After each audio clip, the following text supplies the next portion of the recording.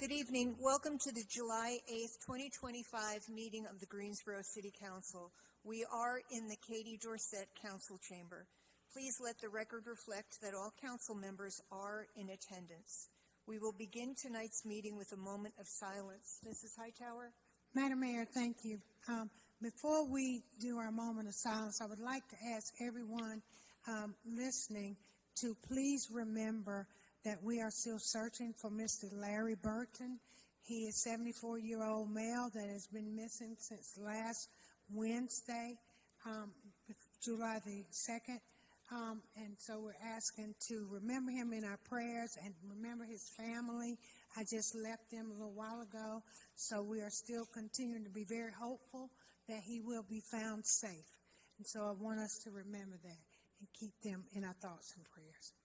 Thank you. And I'd also like to give condolences to Mr. Holston, who lost a brother yesterday. So, Mr. Holston, our sympathy is with you and your family.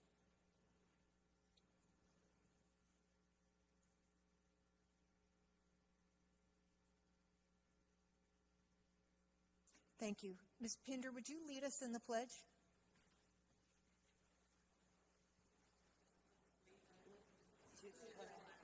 Of the United States of America, and to the republic for which it stands, one nation, under God, indivisible, with liberty and justice for all.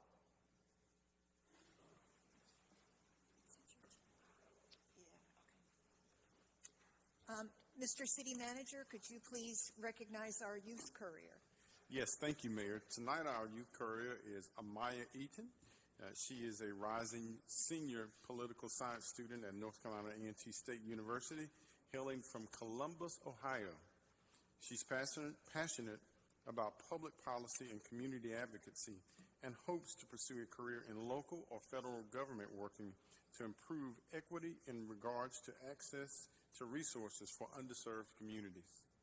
In her free time, she enjoys traveling and trying new restaurants with her friends. She's excited to explore and learn more about the impact of Greensboro's city leadership. Thank you, Amaya, for being with us tonight. Thank you.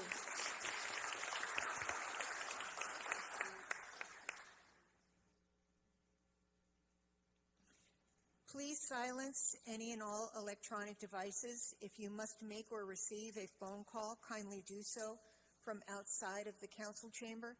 The City of Greensboro strongly encourages residents' input at our meetings.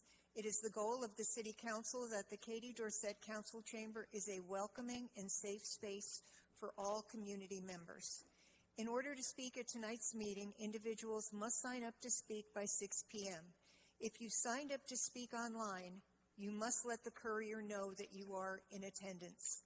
Speakers may address specific consent or business agenda items with 3 minutes allocated for their remarks.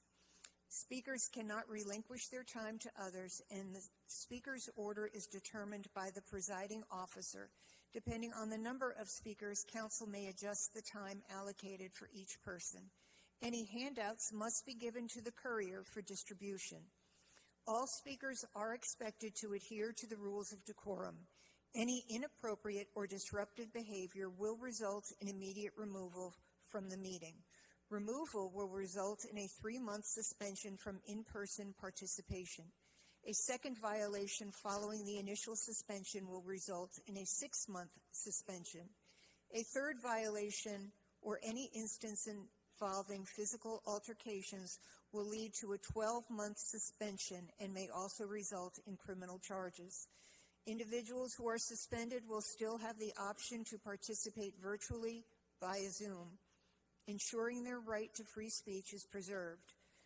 Zoom participants shall not speak until they are called upon. By statute, council members must vote on all items unless there is a direct financial interest or if they serve on a board of a nonprofit receiving funding from a specific item.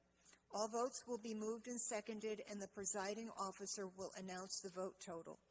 We have a consent agenda for items G1 through G6, which are a grouping of agenda items that are voted on with one single vote to expedite what is believed to be routine and non-controversial.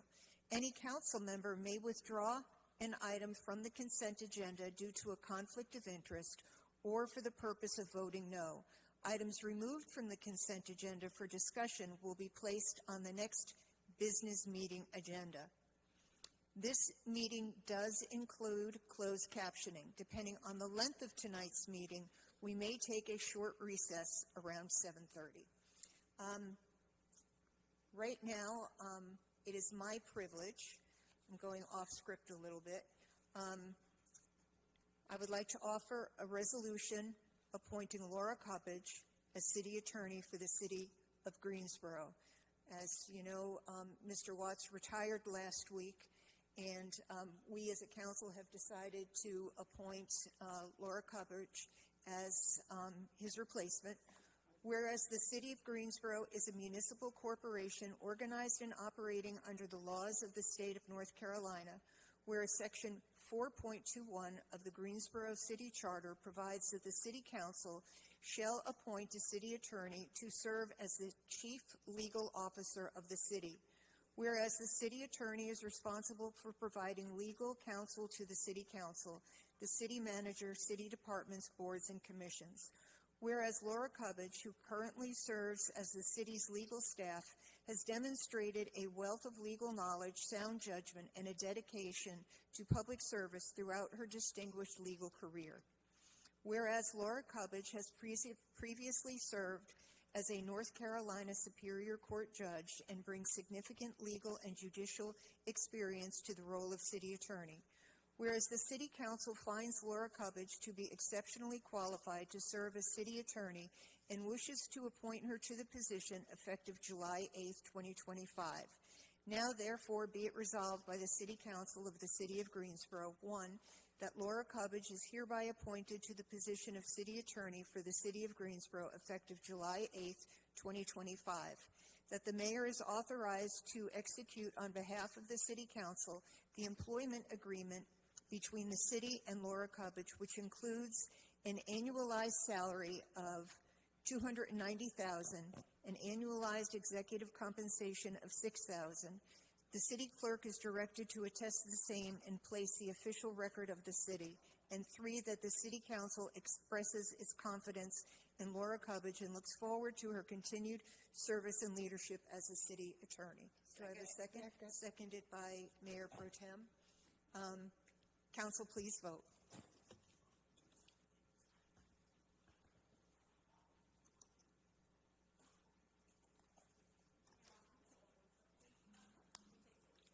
Excuse me? Could you take a voice vote? Okay. Ms. Pinder? Because it's not coming up. Mrs. Thurm? Yes. Dr. Wells? Yes. Mayor Pro Tem? Yes. I'm a yes. Yes. Mr. Matheny? Mr. Holston? Yes. And Mrs. Hightower? Yes. And that passes 9-0.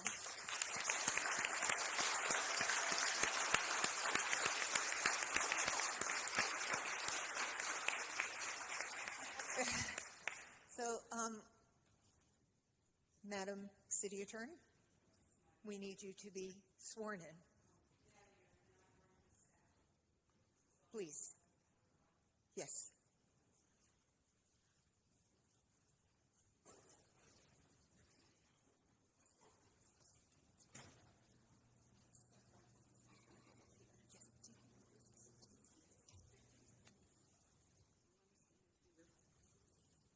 You can stand in front of the mayor if you want to. It's up to you, so you get better pictures. Mm-hmm.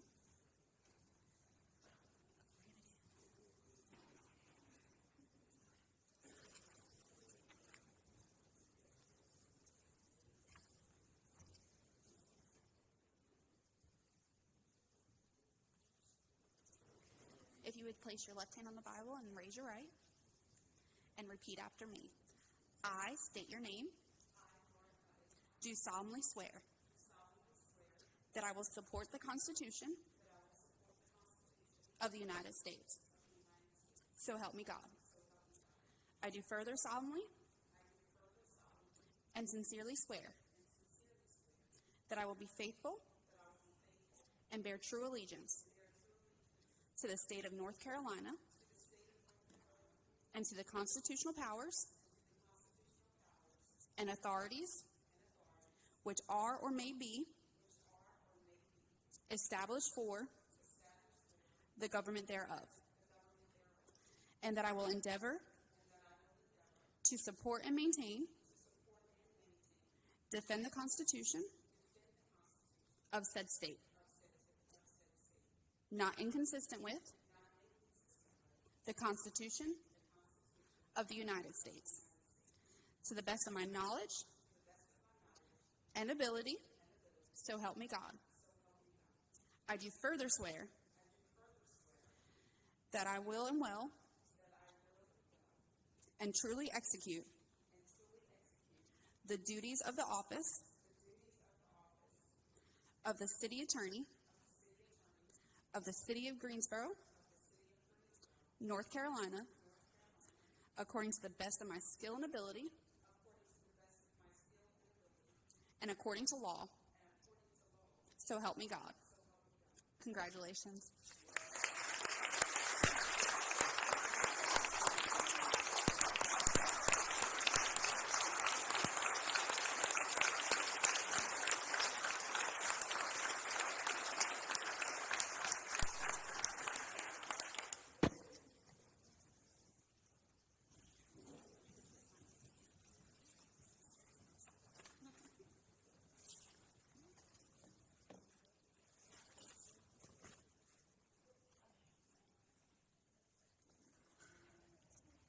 Thank you. Now I'll go back to our agenda as printed. It has been requested that we postpone item I-1, a resolution approving a contract in the amount of $1,650,000 with Nova Global Inc. for red light camera system to the August 19th City Council meeting. Staff has advised that additional research is needed and has requested a postponement. Do I have a motion? So moved. Moved by Mayor Pro Tem, seconded by Mr. Holston. All in favor say aye. Aye. Opposed? That Aye. passes 9-2. I oppose because I don't know what additional research. I've been asking for red light cameras for 2 years. So why is there additional research and no notification? Can So I will not vote on something I'm not informed of. Yeah, I think a couple of us can make comments. So, council members, not as much additional research as it is, we need to make sure that this item is important to a number of you, and we know that traffic safety is important. So we want to make sure when we bring the item to you that we have everything. There's some things with the vendor that we need to shore up, as well as the operation. So when we bring it to you, we want to make sure we're ready to employ it immediately. I think ACM Harrell and also ACM McDowell may have further context. One of the things that we need in place is the vendor needs to be certified with the alarm board. This is something we discovered with our flat LPR cameras. They are not yet certified. So that's one thing that's holding up the process a little bit. Also, the actual collection of the fines is not something that we have worked out completely with the vendor, and so the police department didn't feel comfortable knowing how we were actually going to enforce these citations, and so that was one of the other issues that has slowed us up a little bit. We are working through that very expeditiously, and we have agreed to put it on an agenda in August. So it is still going to come to you for a vote. We just need to be sure this is the exact right vendor and the exact right process can be in place. The last thing we are working on is the City Attorney's Office is preparing an ordinance that would actually allow us to implement these cameras. We thought it most appropriate for the ordinance and the contract to go to you all at the same time, and the ordinance has not yet been prepared, but it is in process. So. And I certainly understand the process of making sure things are in place, but I think that we should be informed about this before it just comes and you say, once again, it's another item that comes at the last minute with no information. And so this is something we've been talking about. Even previous Deputy City Manager Wilson have been diligently working on this. So a lot of these things are concerning to me that they're just now coming forth. And once you've gotten all this in place, when is the implementation? Because I do know there are community members who've lost their friends because of this. Saw emails even today in support of it, and to hear this being postponed is very disappointing. And I hope that we will work through this as expeditiously as possible so we can bring this forth. We certainly will. Thank you. Okay, so that does pass 8-1. Now we will move on to our ceremonial and or presentation items. Item E1 is a resolution recognizing and approving the City of Greensboro official America 250 North Carolina Committee. And I will read that. Resolution recognizing and approving the City of Greensboro official America 250 NC Committee. This is a resolution for the City of Greensboro, North Carolina, supporting the America 250 NC Committee for the United States Semi-Quintennial America 250 NC.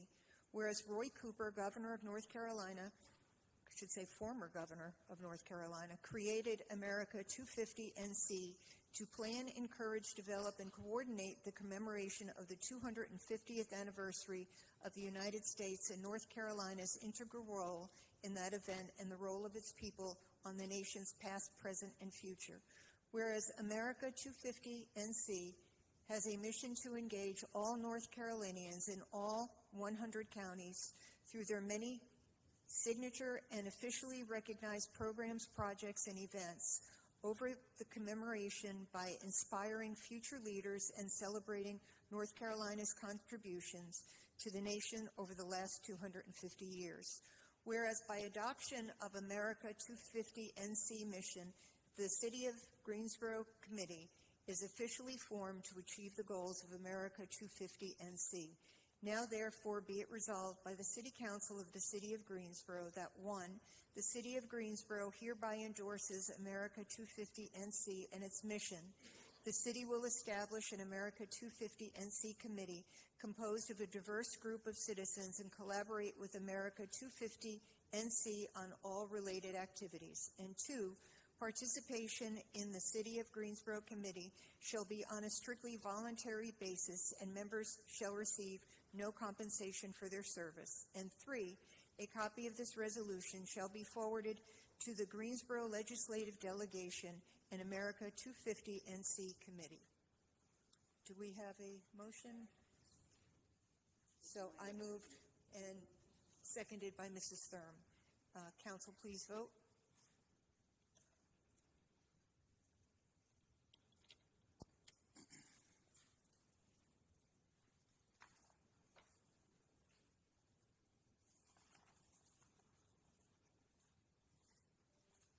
And that passes 9-0. I don't think there's anybody here to receive this tonight. I think we just mail it. Item E2 is a resolution recognizing the Guilford County Panhellenic Council. Mr. Holston? Thank you, Madam Mayor. This is the resolution recognizing the Guilford County Panhellenic Council. Whereas the Guilford County Panhellenic Council represents the collective interest of historically black Greek letter organizations, BGLOs, also known as the Divine Nine, which have made significant and lasting contributions to the civic, cultural, and educational fabric of Guilford County. Whereas the member organizations of the National Panhellenic Council, NPHC, including Alpha Phi Alpha Fraternity, Alpha Kappa Alpha Sorority, Kappa Alpha Psi Fraternity, Omega Psi Phi Fraternity, Delta Sigma Theta Sorority, Phi Beta Sigma Fraternity, Zeta Phi Beta Sorority, Sigma Gamma Rho Sorority, and Iota Phi Theta Fraternity have long served as pillars of leadership, community service, academic excellence, and social justice. Whereas the Guilford County Panhellenic Council has consistently demonstrated a commitment to uplifting communities through mentorship programs, scholarship opportunities, voter registration drives, health initiatives, economic empowerment activities, and advocacy for equity and inclusion. Whereas the Council fosters collaboration across its member organizations and unites them in service to Guilford County through civic engagement, volunteerism, and support of historically underserved communities. Whereas the Guilford County Panhellenic Council exemplifies the spirit of unity, leadership, and service, encouraging a sense of responsibility and pride in both current members and future generations of leaders. And now, therefore, be it resolved by the City Council of the City of Greensboro that the Greensboro City Council formally recognizes and commends the Guilford County Panhellenic Council for its invaluable contributions to our community and extends appreciation for its enduring legacy of service, excellence, and impact. That a copy of this resolution will be presented to the Guilford County Panhellenic Council in order of their exemplary work. I believe we have some members of the Panhellenic Council present with us. Please come to the podium. Oh, I'm sorry. Move the item. Okay, that was moved by Mr. Holston, and I believe I heard Mrs. Hightower. Council, please vote.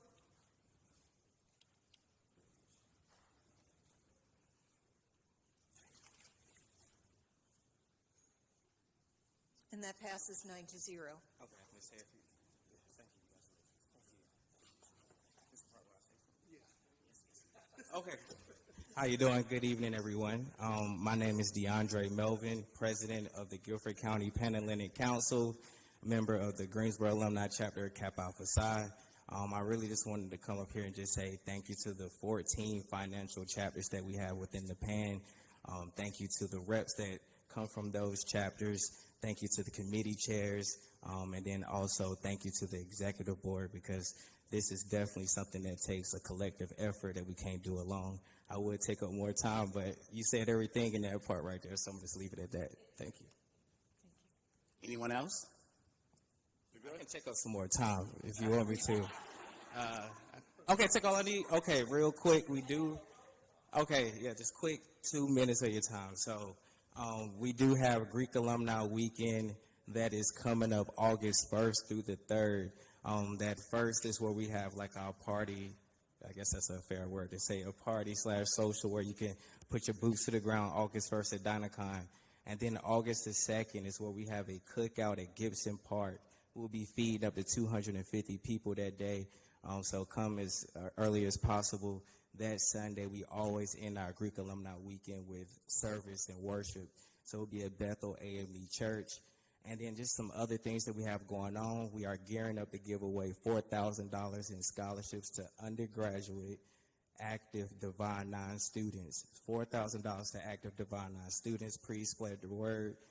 We will also be giving out $1,200 worth of gift cards to families in the Guilford County area. We will continuously clean up the park that we adopted in Guilford County, and then also community donations and non-perishable goods. How you can help us, donations is always accepted. And also follow us on Facebook, Instagram. You can visit our page if you want to always know what we're doing, GCPHC9, the number 9.com. And then how we can help you. If there's ever a time that you want to get in front of the Divine Nine, definitely reach out to one of us, email us, and we always have an open door policy when it comes to that. Or if you just need our Divine Nine presence, we ain't going to just step and stroll, but we can also give an education on what the Divine Nine and our individual chapters is about. Thank you for your time.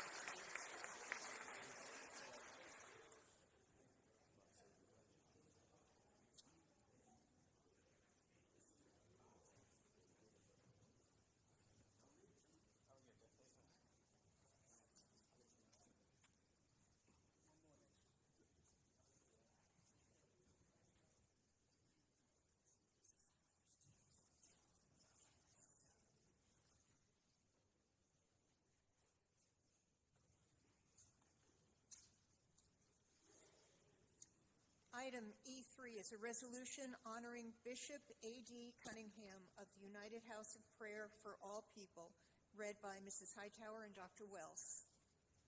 Resolution honoring Bishop A.D. Cunningham of the United House of Prayer for All People.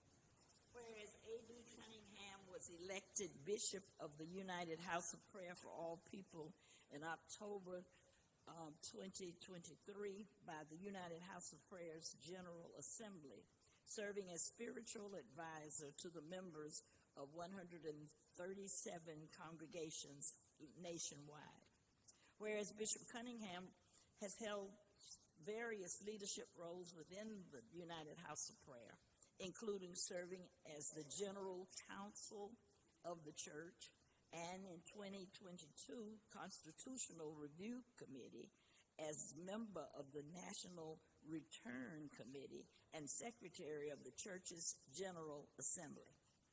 Whereas Bishop Cunningham has been married for 43 years to the First Lady of the United House of Prayer, Mrs. Deborah Cunningham. Bishop and First Lady Cunningham are parents of Malachi, who, along with his wife, Donica, nurture Bishop Cunningham's 2 grandchildren.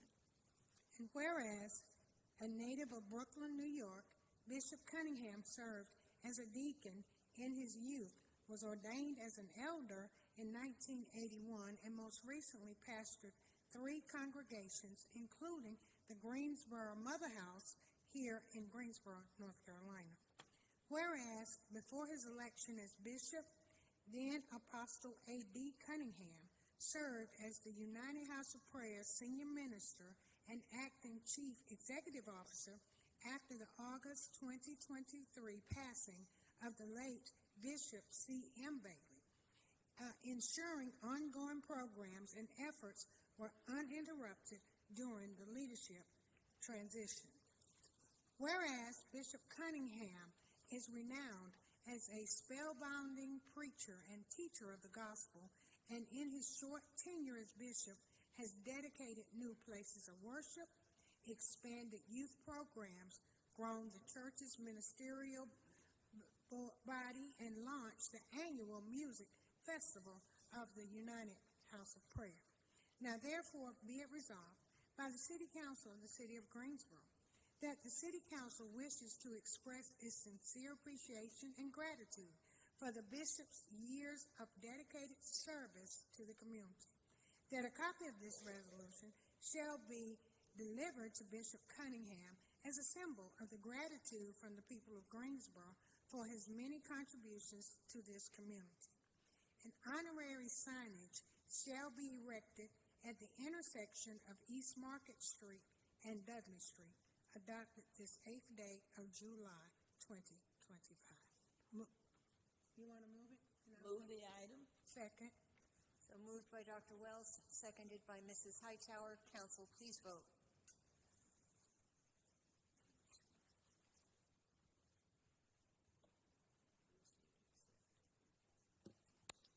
And that passes 9-0. And I believe we may have, I don't know if we were able to get a copy of the signage. Travis, where's Travis? Mr. Funderburk's supposed to be here, but I don't know if he made it. Is he here? Why you back there? Come on up and accept this resolution. So if you will, please.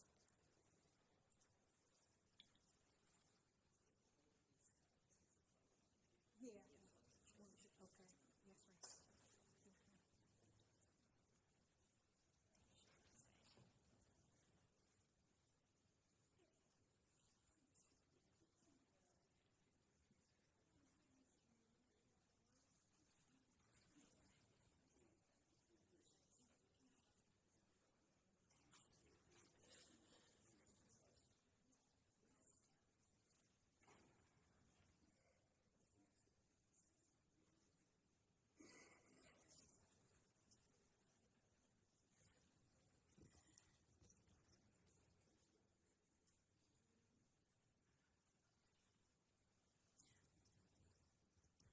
Vaughn and City Council, on behalf of the United House of Prayer Congregation of Greensboro, North Carolina, we wish to thank you for taking this time to honor our leader, Bishop A.D. Cunningham, in his offering to the service of the community, to the United House of Prayer congregations and the many congregations across this nation, 137. That is many. And we look forward to more of his work in the future. Thank you again for this honor.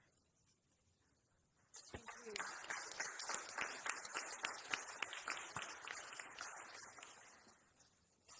That signage, Travis keep pointing at me, the signage should be erected before the convocation that is coming. What is that date, Mr. Thunderbird? September convocation? It is the Labor Day week, September the 1st So week. it is our intent to have that erected prior to the start of your convocation in September. So thank you, and thank you for your services to get this done. You did the work too, so we appreciate it. But thank you to Bishop Cunningham for being the leader of House of Prayer. So thank you so much.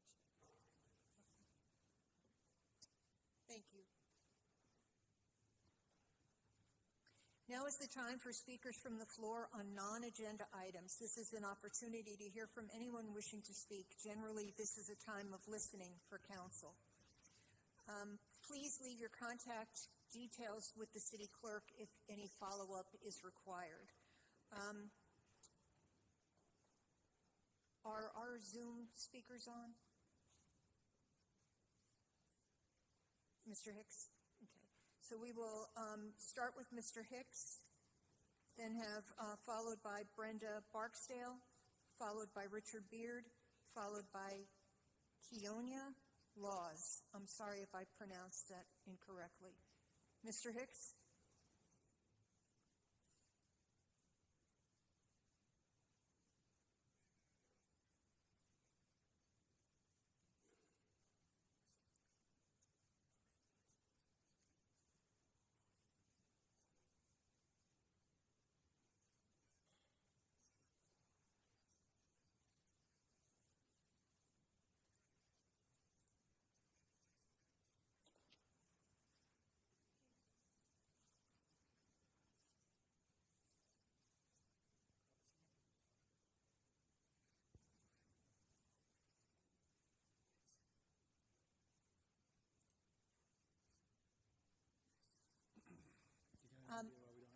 You may want to start over, if you could hold for a moment. We don't have any volume. Do you guys have audio?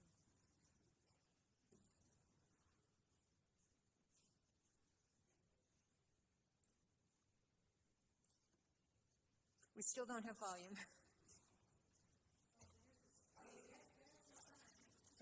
I had it up, Miss Artel.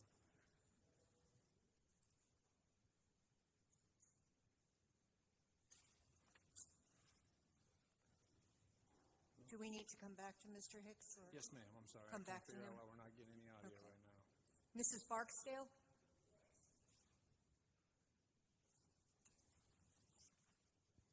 And as I call your name, if you could go to the window side of the room, please.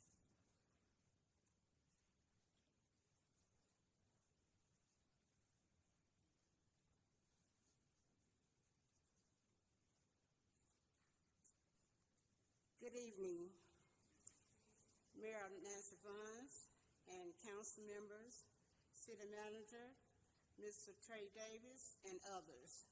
I'm Brenda Artis Barksdale, and I'm a resident at 308 Urban Street, Greensboro, North Carolina.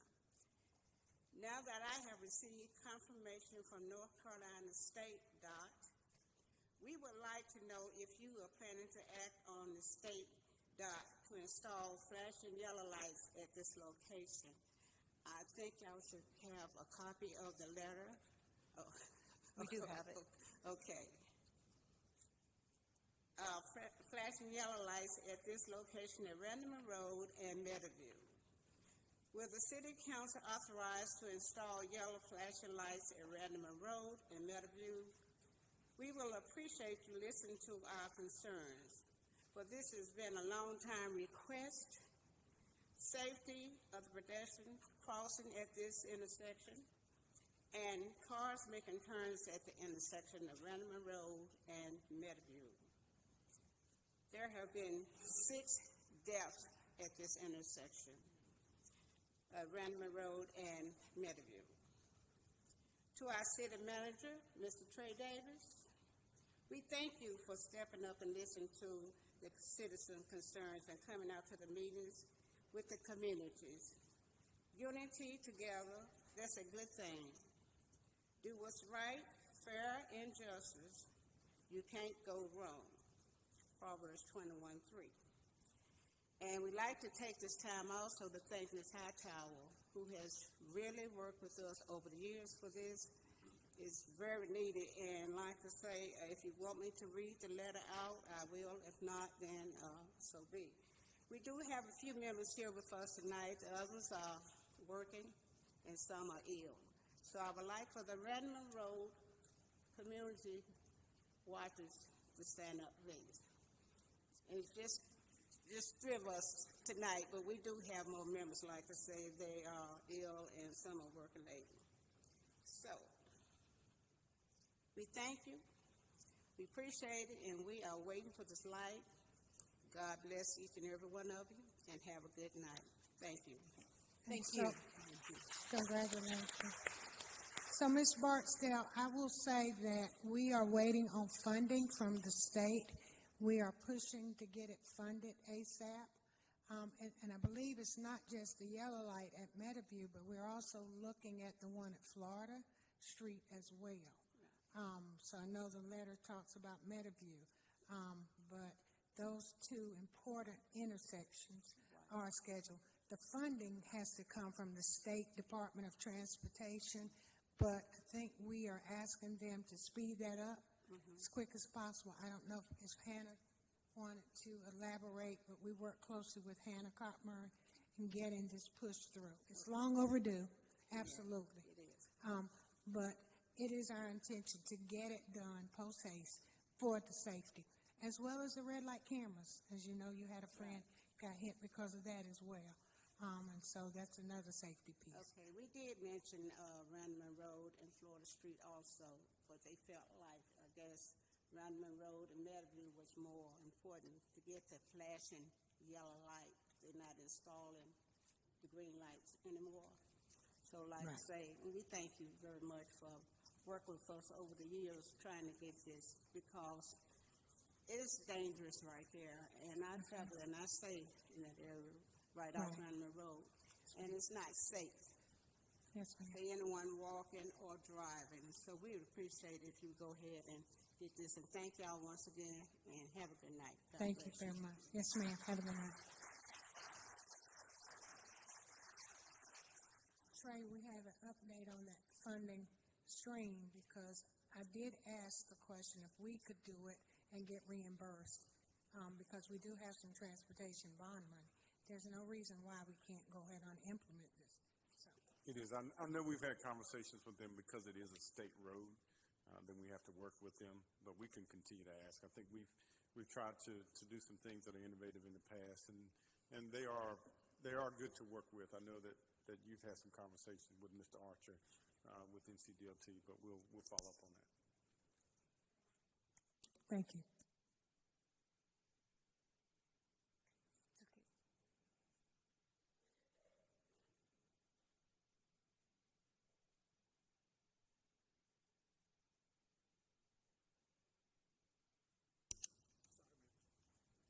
Mr. Hicks? Mr. Hicks, are you still?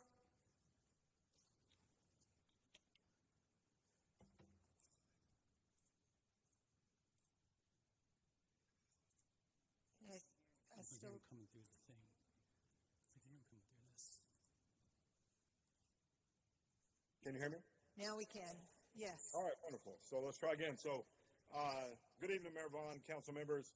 I'd like to first say congratulations to Ms. Cubbage on her appointment tonight. I do hope that Ms. Cubbage will seriously consider the constitutionality of my ban as we move forward. But regardless, my name is Jason Hicks, and I'm here tonight not only to raise concern about one council member's conduct, but also to highlight this council's failure to act with integrity and accountability.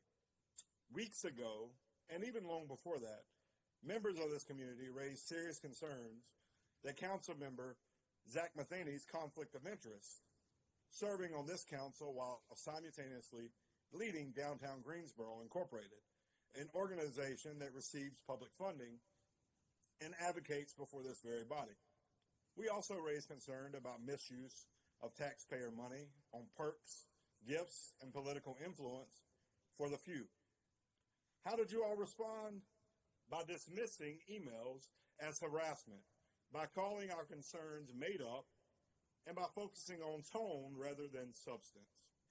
When faced with serious allegations, you chose to minimize, deflect, and protect each other instead of the public. Now, the former city attorney, Mr. Watts, has abruptly resigned. It has been reported that staff in that office have been placed on administrative leave, accused of using city resources to perform work for private clients. Meanwhile, the State Bureau of Investigation, known as the SBI, has launched a formal investigation into Councilmember Zach Matheny. Could it be about his votes favoring board members like Samet or the Carroll companies, or the thousands of public dollars spent on entertainment despite DGI's contract forbidding it, or the pattern of favorable votes and special treatment for developers and insiders, including allegations of personal benefit to Mr. Matheny himself? Now, we don't know the full scope of the SBI investigation, but we know it's focused on Zach Matheny, and that didn't happen by chance. The public did the work this council refused to do, and this is how you handle conflict of interest. 30 seconds. Vote should be questioned. Most of you are up for, actually all of you, rather, are up for re-election. It would have taken very little courage for you to say, I may not like how it was said, but I'm concerned about what was raised. Instead, you all chose performative politics. As Maya Angelou said, when someone shows you who they are, believe them the first time. Hopefully, we won't see none of you left in November.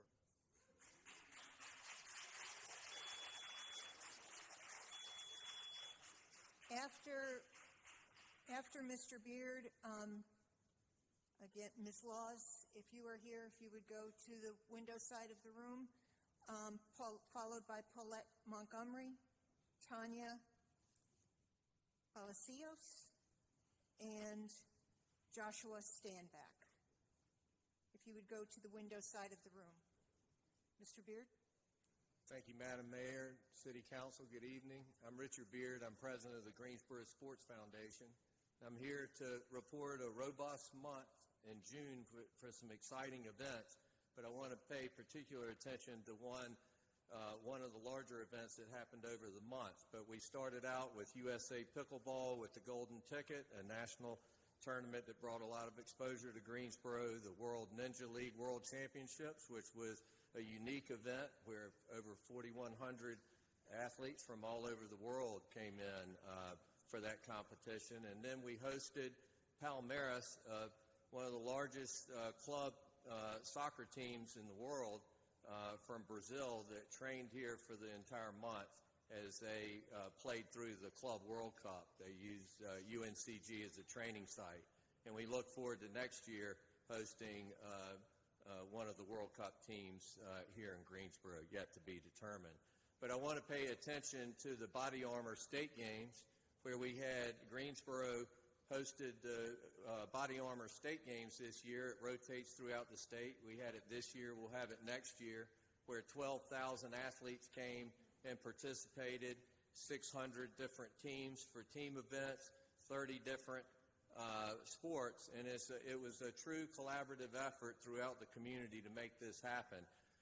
Overall, with the 30 different sports throughout the community, I want to thank the Parks and Recreation Department of Greensboro, which did a phenomenal job helping pull all this together. Phil Fleischman, Monique Floyd, Josh Sherritt, the Greensboro Sportsplex, the Country Park, where they had disc golf, Bryan Park Soccer Complex, Carolyn Allen Baseball Complex, Guilford College, Prolific Park, First National Bank Field at the Grasshopper Stadium, Greensboro Complex, and the Pine Top Neighborhood Resort, which hosted beach wrestling of all of. But the most exciting event that I think happened was Dock Dogs, which happened downtown, where where a collective effort closed down Elm Street. There was a big pool and a dock where dogs were retrieving and competing. And I want to thank Phil Fleischman again, Josh Sherrick, Lynn Witherspoon, Kate Sewell, Parks and Recreation Central Business Team and the Parks Operation Team, Water Resources staff, the Square, Chris Lester and Natty Greens, and all the businesses around there who came together, Allison Schwartz of All Pets Considered, who pulled together vendors and an adoption fair for pets, Downtown Greensboro Incorporated and their staff, which jumped in and helped promote the event, and my staff, Dent Bradford, Hunter Neal, Ian Taylor, one of our interns, and also Devin Tompkins, who's an intern who is Yvonne Johnson's grandson. But I wanted to let you know it was exciting, and we'll keep doing it. Thank you very much. Thank you. Next speaker, please.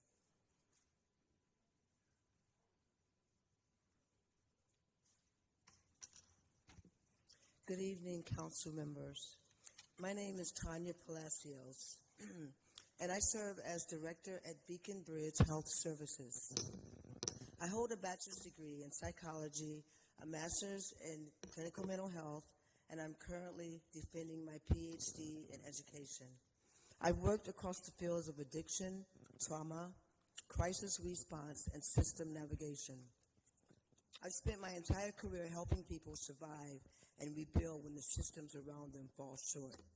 I'm here tonight to speak about the obstacles we've encountered trying to serve people experiencing homelessness in Greensboro.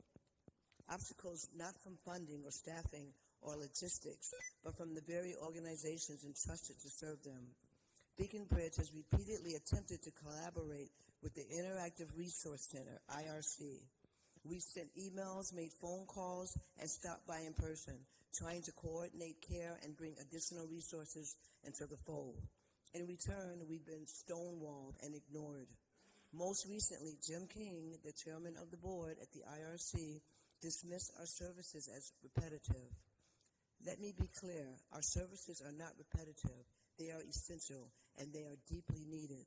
We provide virtual access to medication-assisted treatment, peer support, post-crisis care coordination, and boots-on-the-ground intervention when people are exiting jails, hospitals, shelters, or psychiatric units. These are not services the IRC is offering, nor are they services the IRC is equipped to provide. Our model is built to fill gaps, not duplicate efforts. To say we are repetitive is not only inaccurate, it's irresponsible. We are ready and willing to share documentation of every unanswered message and meeting request. It paints a disturbing picture. This is not a resource center acting in the public's best interest. It's one gatekept by personal bias and control. In the meantime, our neighbors are suffering. People are dying on the streets of Greensboro, and while we show up day after day ready to help, we're told to stand down by an agency that claims to be a hub for support. Beacon Bridge is not asking for money. We are not seeking recognition. We're simply asking to be allowed to do the work. We are asking for the chance to save lives without being blocked by the ego of a board chairman or the politics of a nonprofit that has forgotten its mission.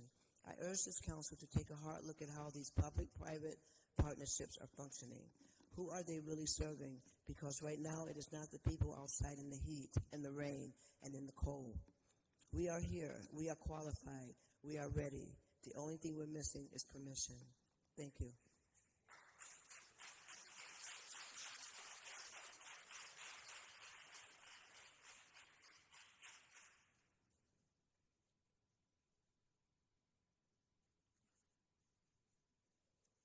Good evening, Madam Mayor and council members.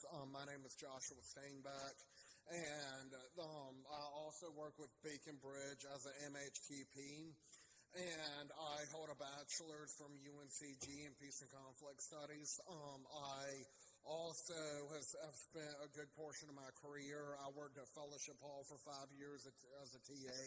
Wonderful experience and wonderful company. And I came before you all tonight. I also wanted to give a special thanks to the Greensboro Police Department. They've been excellent with when I was at various institutions, whether it's Fellowship Hall or HA. All of my clients have had nothing but positive things to say about the police department when they're undergoing crisis, whether it's mental health or substance abuse. So I did want to say that. The reason I came before y'all tonight is because in my work as an MHQP with Beacon Bridge, I am consistently stonewalled by the Pallet House. That's a new initiative I'm sure y'all are aware of off I-40. Several of my clients live there, and in the course of my work, I attempt to find them housing and resources and jobs. And I understand that the people who run the Pallet House have concerns about unsavory people coming onto the property, but I've consistently asked for there to be a better system in which people with legitimate business own the property can meet with their clients who are living there. And I've consistently been told to either park in the turning lane or park, it's right off of I-40 in the no park zone, which is a serious safety violation. If I'm meeting with people in my car or waiting on them and there's nowhere for me to park, and I'm told I cannot park in the parking lot that is next to the Pallet House, and it's been very frustrating to me. I'm not asking for money or resources or anything. I'm simply asking to use the parking lot at the Pallet House in order to conduct my business with my clients, because I'm trying to provide them services that they desperately need. And I've been told that I cannot be there, essentially, and all I'm asking the council is to try to find a solution that could keep the clients safe and keep the employees safe that are trying to provide these services. Because I believe that the IRC also oversees the Pallet House, and it is a situation in which, I've never experienced stonewalling to this magnitude. So thank you for letting me share and talk to you guys. Thank you. After Ms. Montgomery, Malik Hugh, Latoya Cruz-Rivas, and Ted White. Hi, I'm Paulette Montgomery. And wow, you guys really did it this time, didn't you? Watts, Cyberlux, and the SBI investigation. Seems like you're going out with a bang, aren't you, Miss Mayor Vaughn? So Chuck Watts retires, and 3 others in his department are now on leave. Why?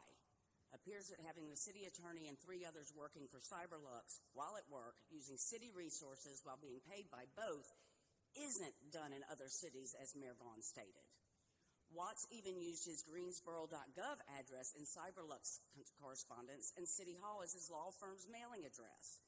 As a taxpayer, it pisses me off that we pay their salaries while he works for another company at the same time. Where's the integrity? Where's the ethics of the office?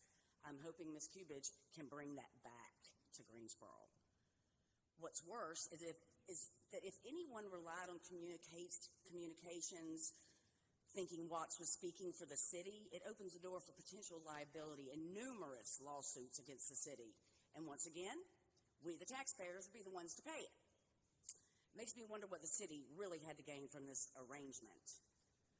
Hopefully, the SBI investigation of Zach will uncover much more than his conflict of interest, his exorbitant spending with DGI, his drunken driving, his alleged verbal abuse of his girlfriend, his disdain for the law, or his animosity towards the homeless. That's old news. But if this is what we know about Zach Matheny, what else is there? Also, Zach, I do want to ask you one question real quick. Do you remember a coworker of yours at DGI, probably around 2017, 2018, named Jody? Any idea why she left DGI? Okay. Is it what I think it is? Oh, okay. What? Oh, really? Okay. Well, I didn't bring the receipts, but I do have them. I'll bring them next time. I'll just have to dig into it a little bit more, and I'll bring the receipts next month. Also, I saw you filed to run for council again. This and much more is out there. I wish you luck.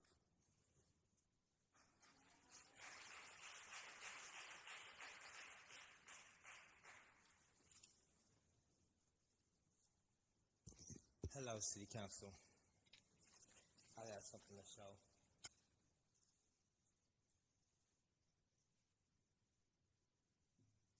I have just made the paper the other day for the homeless community and speaking out for them. And me being an advocate is on your screens. If y'all could see, y'all could read into it. It's all about what I've said about us putting that bill out there. And y'all know about this past Saturday, or this past Friday, when they had the 4th of July, when we had the big shooting downtown in the park. Y'all know that we just lost one team from that.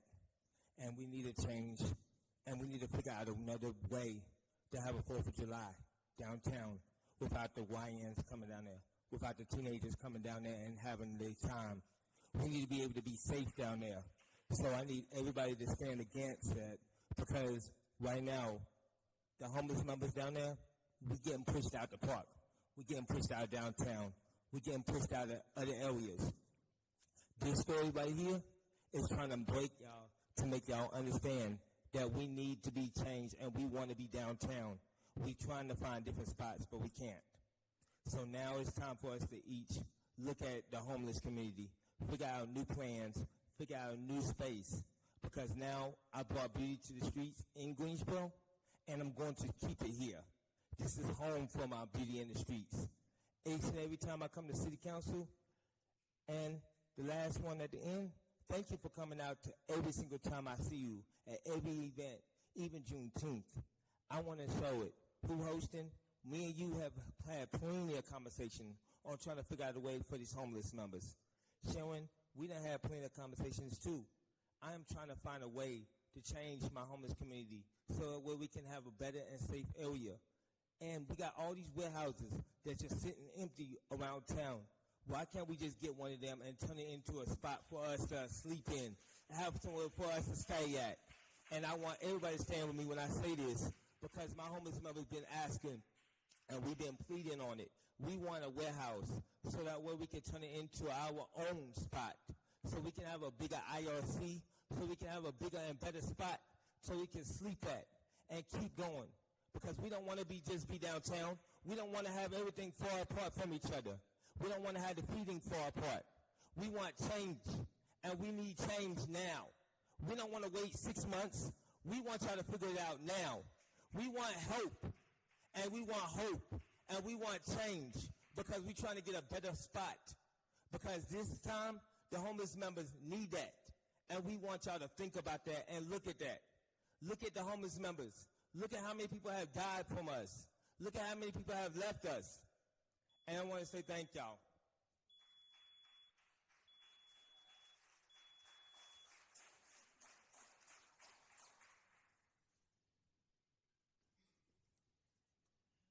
Good evening, everyone.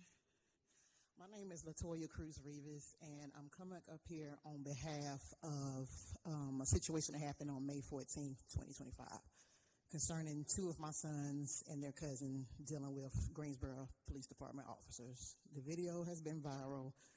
Some may have seen it, some may not have seen it. But for me as a mother, coming to the scene of what was supposed to be an alleged traffic stop or an alleged traffic violation, and witnessing two of my sons in police cars, and when I asked what they were in the police cars for, I was told at the time that they assaulted two police officers and were resisting arrest. But if you go on the GPD websites where they made a public post, the exact statement was that the individuals punched at them, but clearly, if they punched at you, you clearly charged them for 2 counts of assault on government officials and resisting arrest. That's 2 different things. And the issue I have is when I got there, it was anywhere between 8 to 10 officers for an alleged traffic stop. The other problem I have is my oldest son, who's 27, he was in the front seat. My 21-year-old was in the back seat recording. Their cousin was the driver. Their cousin was outside the vehicle the whole time, not in handcuffs, so he was no threat. My 2 sons were sitting in the car, no threat. You have officers on the left side, you have officers on the right. The main officer that I'm speaking of is B.W. McDaniel.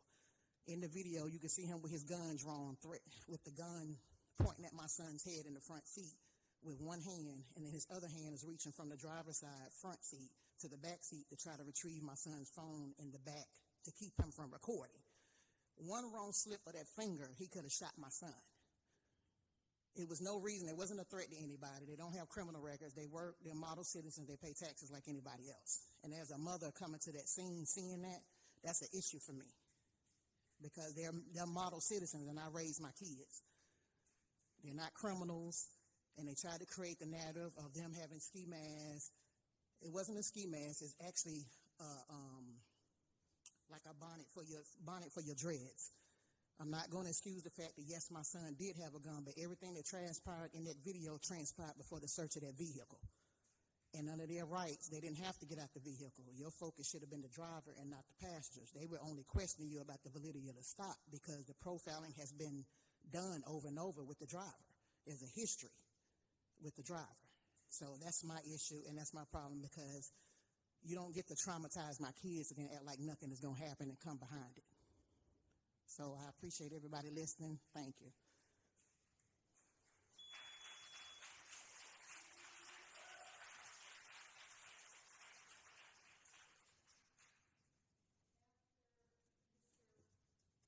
After Mr. White, Tara Cameron, Portia Shipman, and Irvin Allen. Mr. White? Hello, everyone. My name is Ted White. Just about everyone has seen of me. I'm the gentleman that was shot August the 14th last year. I was in a coma, so it's good to be here, good to be seen.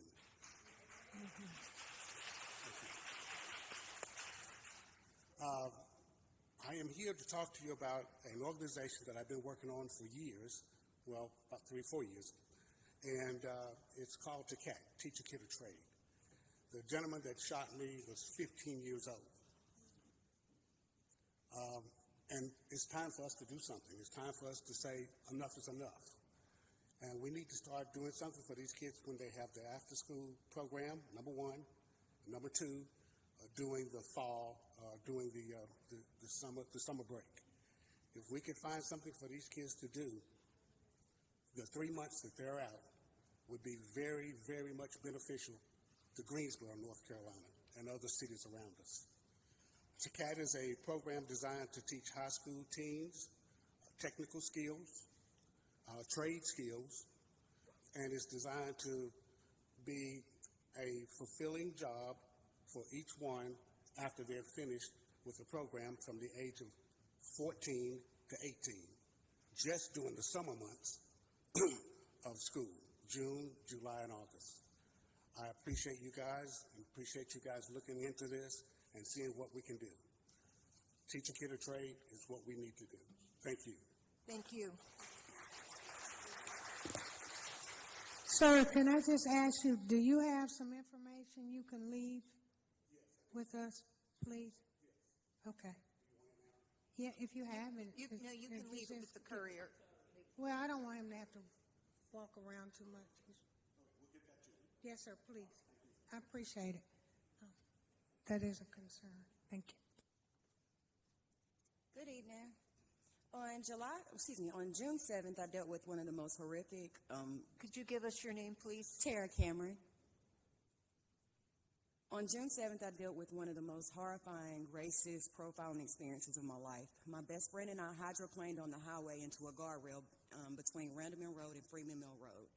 I was injured, and we attempted to walk to the bridge for cover from the storm while calling for help. While calling for help and the insurance company, an officer pulled up, gun drawn, and made us get on the ground.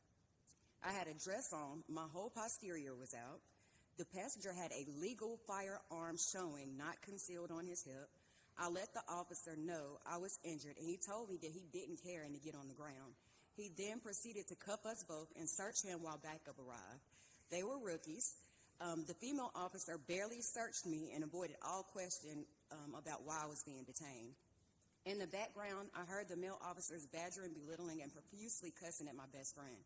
When I asked why we were being detained, he told me to shut the F up. He asked who was driving, and I said again that I was injured. I asked him where my car was. He said being towed for as part of an open investigation. By the way, I have a clean record. I haven't had no traffic tickets in over 10 plus years. The car is insured, and I have license. The female officer noticed the swelling, and I asked her to loosen the cuffs.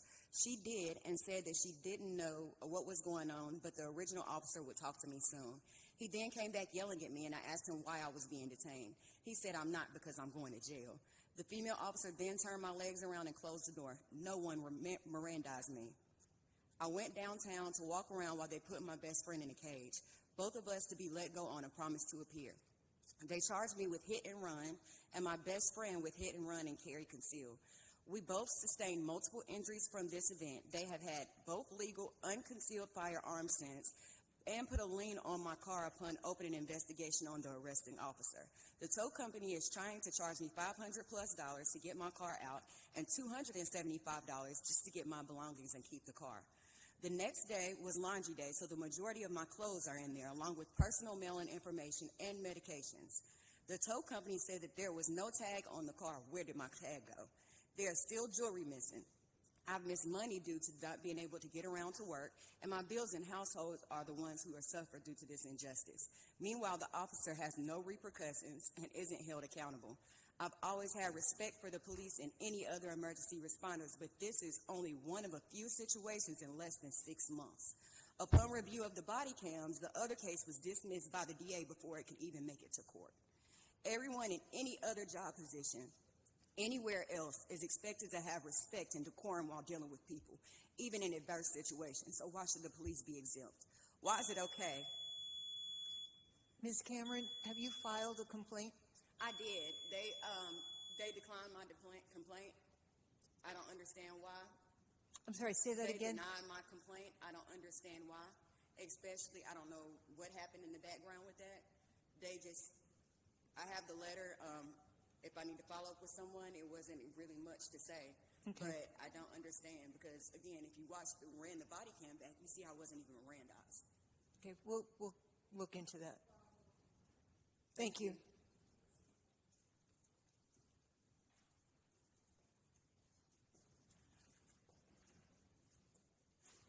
I need to put this on so you guys can read this, and then I can say something else, because I'm short-winded. I'm long-winded, but short-winded at the same time. So if anybody can, just put it like this, right here. I needed to show the whole thing. What did I do? These are some of the demands that I'm here with the Committee for Police Accountability. But first of all, I want to reintroduce myself. My name is Portia Shipman. I live at 401 Bennett Street. I have been a resident of this city since I was born. I have lived on the south side of Greensboro, the north side of Greensboro, and now living on the east side of Greensboro. I am a businesswoman. I'm a mother of 4 and a grandmother of 8. And all I can say is that during this whole situation of us looking for police accountability, it's time for the city council to stand up and stand in for our kids. For some reason or another, our children do not matter, and it's been going on too long. There's a lot of programs out there. I'm sure you guys are doing through the city of Greensboro. But what we really need you guys to do is recognize that our children are being threatened every day. Every day we worry about our children going out in the streets. I heard this young lady, this young mother talk about her child has no police record, has not done anything criminal, but he was actually bullied and threatened by the police officers. Police officers need to learn how to deal with black children, because those are the children that suffer the most. Those are the children who are mostly incarcerated at 16. Those are the children who actually don't have a home, because systemically, our children has been taken away from us based on the system that we actually govern under, and that's a lot of that. Racism, we can go Jim Crow. I mean, we can keep going. But at the end of the day, I stand here because I'm tired. I'm tired of watching our children struggle. I'm tired of you guys saying we're going to do something about it, but there's nothing else. There's nothing being really done. Give us back our children. Give us the programs that we need in our community so we can handle our children. Give us the funds to fund the programs that we need in our community. You may not know what our children need, but we do. Every day they talk to us. Next city council, I would like to see the room filled with nothing but teenagers and kids, so you guys can listen to them and they can tell you they're scared. They're afraid of the police, because the police, not all police officers are bad either. I got a couple of police officers that are pretty cool, but there's one officer that you guys definitely need to get off y'all force. He makes the city of Greensboro look ugly, paints a bad picture of the city of Greensboro. And we just mentioned his name. His name is Officer Brayton Walker McDaniel. This man ain't doing it but going around intimidating our children, our youth. So I'm sick of it, sick and tired of it. Portia Sherman is sick and tired of it. I'm not only sick and tired of it, I'm going to do something about it. So we had Ted come up and he talked about teach a kid a trade, something you can do in the summer. So I will be sending you information about that. Thank you all so much.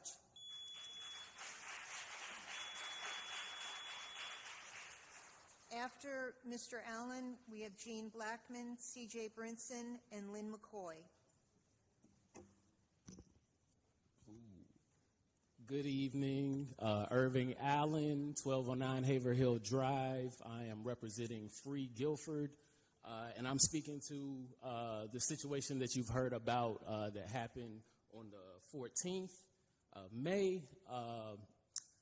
We have had this conversation my entire organizing career here in Greensboro around the police department. That is, I'm going to say 13 years.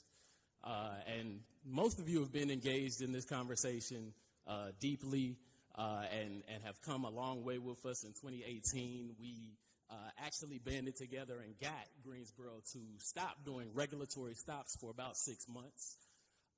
And in that time, we spoke to community, we spoke to police officers, and what we learned was that there was a lot of fear on both sides.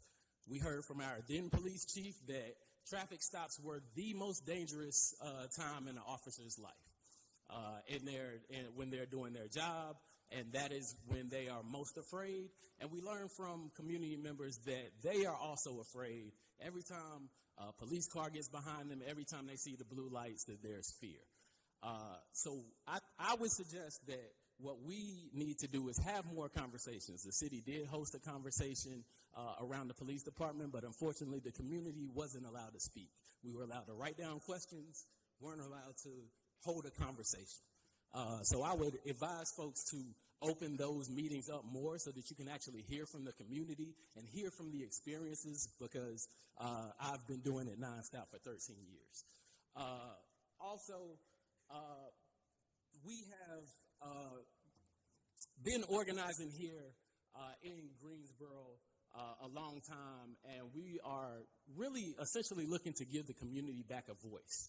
Your power as council members and the power of the police department come from the consent of the community to be governed and to be policed. And so I think that the community deserves a say in the way that they are policed and the way that they are governed, and it needs to be more of an open say. So we need to continue to do that, and another way that you can do that is by implementing written consent, which will then give the community the opportunity to express how they like to be policed, what they consent to. It'll give officers the authority to speak to, I guess, the consent for searches that that we've had a lot of issues with when dealing with this topic, particularly with the event on the 14th being the latest of issue of whether consent was given or not. And I know that we implemented the body cameras last time to solve that problem, but it hasn't been solved. We've continuously seen these incidents come up, and so we just want you to take these considerations and some of the other demands into consideration that we're organizing around.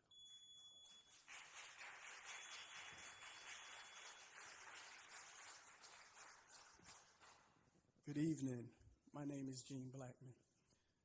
I remember in 1980 being just 5 years old and told, if you ever get lost, find a police officer. That advice felt like something safe and something to trust. But 11 years later, at 16 years old, I remember being stopped, arrested, and charged, not because I had done something wrong, but because the officer had the power and the privilege to charge me. Those charges changed my life forever. I also remember riding down Phillips Avenue in my 20s and getting pulled over again. No explanation, no reason. It was just a statement saying, you fit the description. I was pulled over and out of the car and searched. Not because of anything that I had done, again, but because of how I looked. Now, I would not dare say all officers are bad, and I do understand that their job is to serve and protect. However, there is a concern about the culture of policing in this area. We cannot continue to allow our rights to be violated under the excuse of safety. Safety without justice is not safety, it's control. And until accountability is as consistent as the power we grant to law enforcement, these injustices will continue. We ask that you all please, please, please stop regulatory stops. Also, please stop the safety frisk, which is what we believe is our Greensboro version of stop and frisk. We ask that the charges for those gentlemen that spoke earlier, that those charges get dropped. And we ask that you all bring back to the table the written consent. I think it's very important that written consent gets back on the table because we have the police saying that the young man consented to the search. The young man said we did not consent to the search, and the community never knows what's real. And I think that if we got written consent back on the table, I think that kind of settles it for everybody, community, law enforcement, and even for you all. So please, please, please get those things back on the table. Thank you.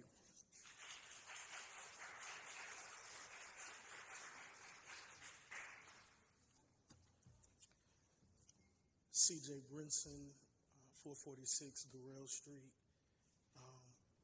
We are simply here tonight to indict a police culture in this city that has been documented since 1979. The police continues the practice of trying to isolate incidents that involve victims of brutality. They have continued the tradition of demonizing, discrediting, and villainizing community members who have been brutalized by their officers. We know their report, however, we have our history. I have been organizing for around 10 years, directly or indirectly, and I have never heard the city nor the department admit wrongdoing at the onset of a police brutality case. The city has been wrong about Lamont Armstrong, James Fields, Marie Robinson, Rufus Scales, Devin Scales, Ashley Buchanan, DeJuan Yorst, Jose Charles, Marcus Dion Smith, Zaret Jones, Palika Jasmine Harrison, Nasanto Crenshaw, Lavon LaForest Sanders, and Joseph Lopez, all villainized, all whose parents had to experience the trauma of their children and family berated devalued and discredited in the public eye, when the city and the department should have simply just said sorry. $4 million spent in the last 5 years to settle cases against Black and brown community members. You have your report, but we have family, friends, community, and history. So tonight I ask that we right the wrongs. It's 2025, and begin to do the work to implement our demands in regulatory stops, in Greensboro's version of stop and frisk, the safety frisk practice, implement written consent, and fire Officer B.W. McDaniel. And I know that the last one is going to be a long shot. However, what we do know is that officers who are not reprimanded are officers who reoffend. And so we ask that you consider many of the demands that we are raising here tonight. We believe that it's long overdue and that something can be honestly and truthfully done about addressing this issue in our city. Thank you all for allowing me to share.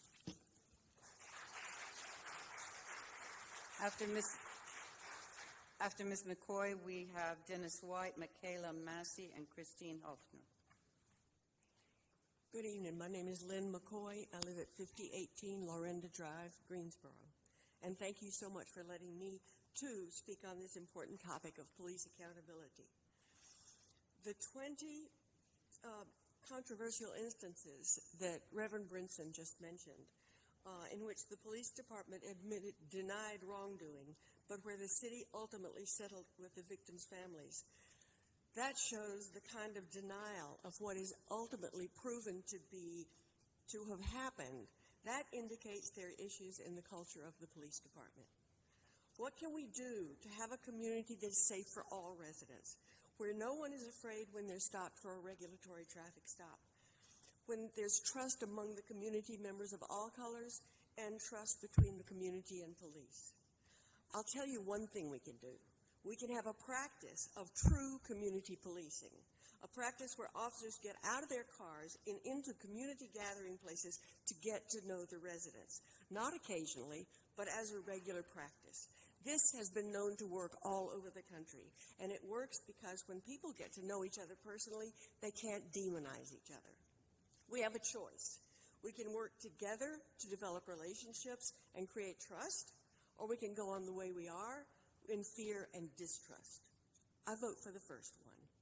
As a white Greensboro resident, I want our community to be safe and to feel safe for all of us. Or I want to see citywide collaboration to make that happen. So I, too, have some specific asks of the City Council, the City Manager, and the Police Department. I want the Police Department to end regulatory traffic stops and conduct safety-focused stops, which would make our streets safer. I want the Police Department to end safety frisks, which are the same as the infamous stop and frisk.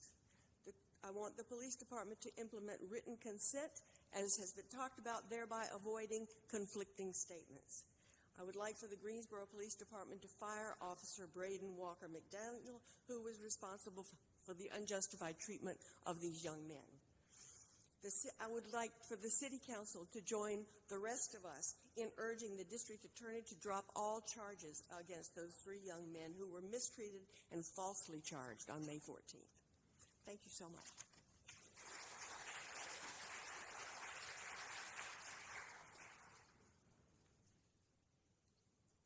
Good evening, Council. Dennis White, 2501 Harley Drive. I am here to share my thoughts this evening on the current culture of policing in the city of Greensboro.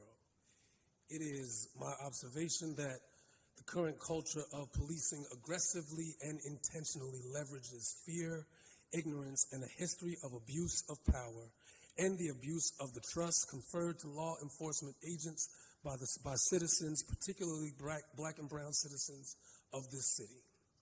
Too often, law enforcement agents are so preoccupied with crime and punishment that they behave in a way that undermines justice and humanity. Such a preoccupation leads to officers aligning their ideas and practices with conventional and institutional understandings of who criminals are, what they look like, where they live, and how they behave. These conventions not only lead to but empower incidents such as the one that involved Braden Walker McDaniel, who leveraged power and fear to compromise the lives of Amon Moore, Savon Johnson, and the other young men who experienced that traumatic traffic stop on May 14th.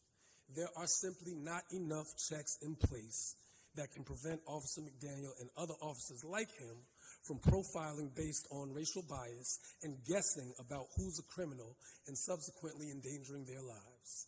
In an effort to initiate a shift in the culture of policing in the city of Greensboro, we are demanding the following. We are asking that the department end regulatory stops, end the safety frisk, implement written consent policy, and fire Officer Braden Walker McDaniel. Thank you.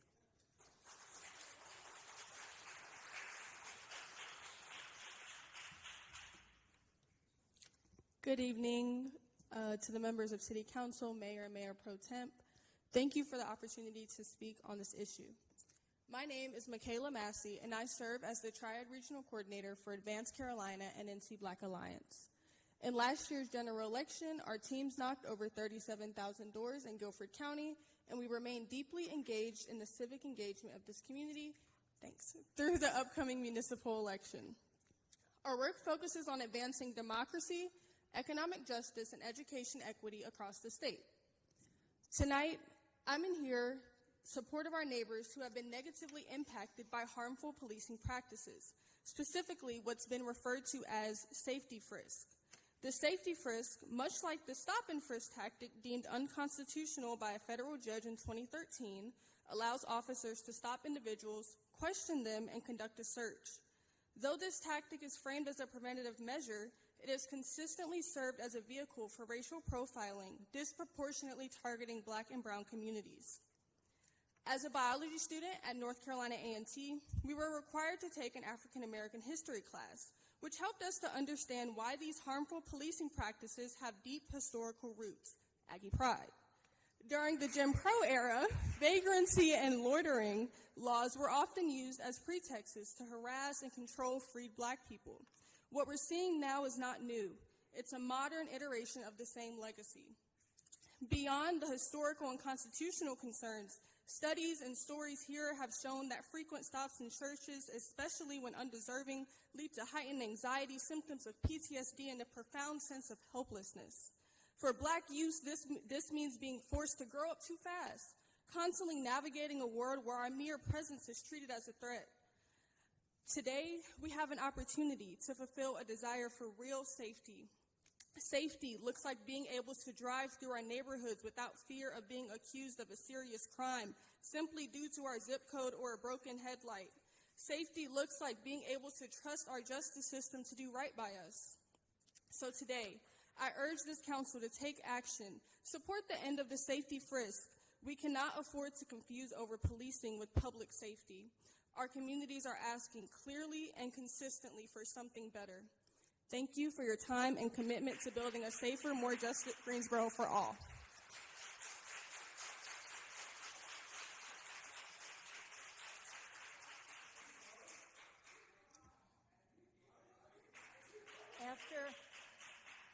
After Ms. Hepner, Kay Brown, and Dennis White.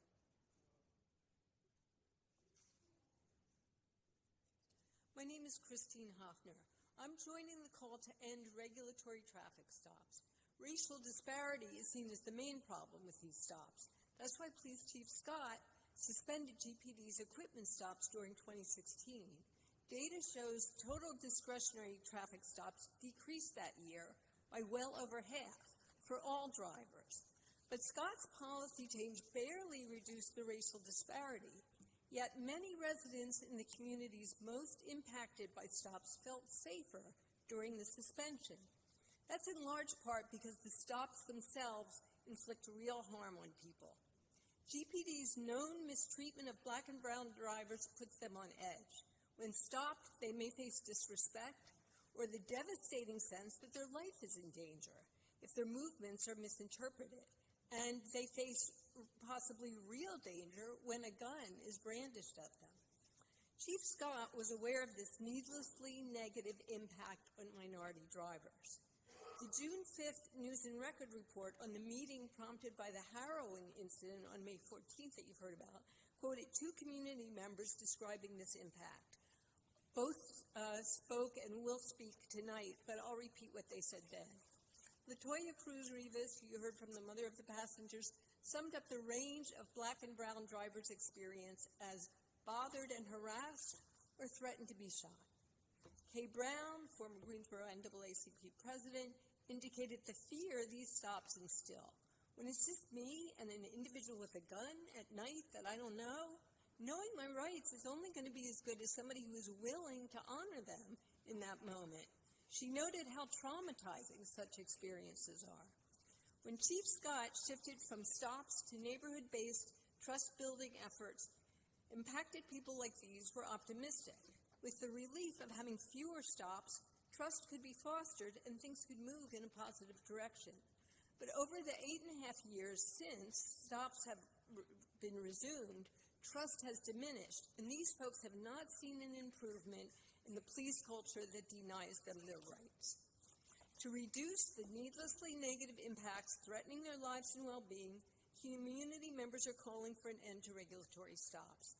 GPD has defended such stops, claiming that community stakeholders want that police presence to combat crime. I was part of a group of Lincoln women voters who were told that last year when we asked Chief Thompson to reduce regulatory stops. I wasn't aware at that time of the significant number of community members who are opposed to stops. Now, I join with the many community-oriented groups who call for ending regulatory stops. These include the Community for Police Accountability, Free Guilford, Forward Justice, NC Black Alliance, NC Second Chance Alliance, Emancipate NC, Advance Carolina, ACLU of NC, and the North Carolina Commission on Racial and Ethnic Disparities in the Criminal Justice System. Thank you.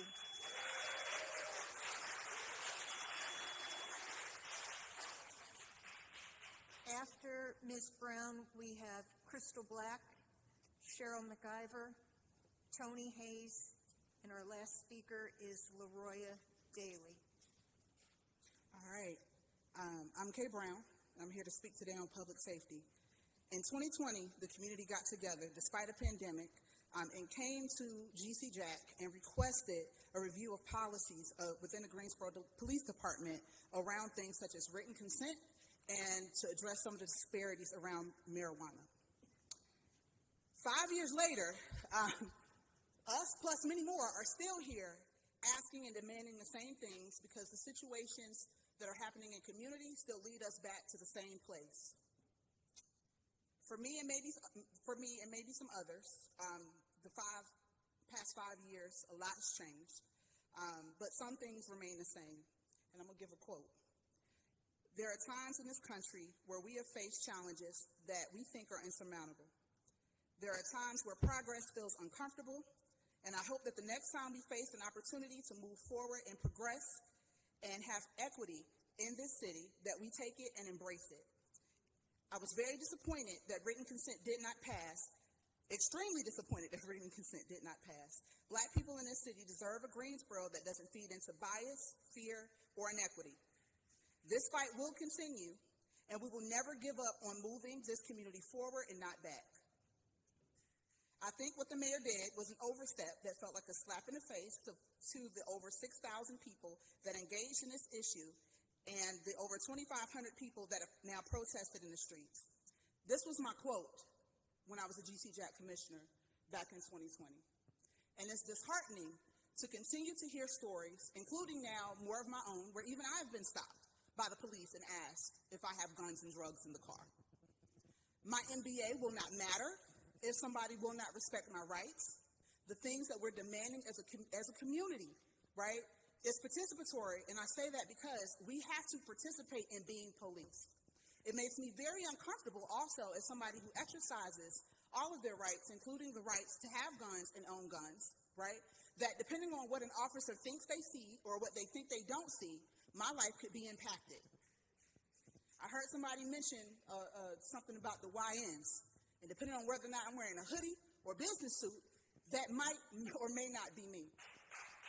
I come in here educated, prepared, we have organized, We have trained, and when we said 5 years ago that we would not let up around issues of policing, we meant it. I am hoping that this city council will do all that it can to fire the officers that are breaking the trust of community. I hope that you will give support to leadership as they have to make difficult decisions around policing. And I will also say that during those times, 5 years ago, some of the most strides that we had in Greensboro around unity around the police department came because Brian James was willing to offer jobs instead of just arresting. And I hope we can get back to that.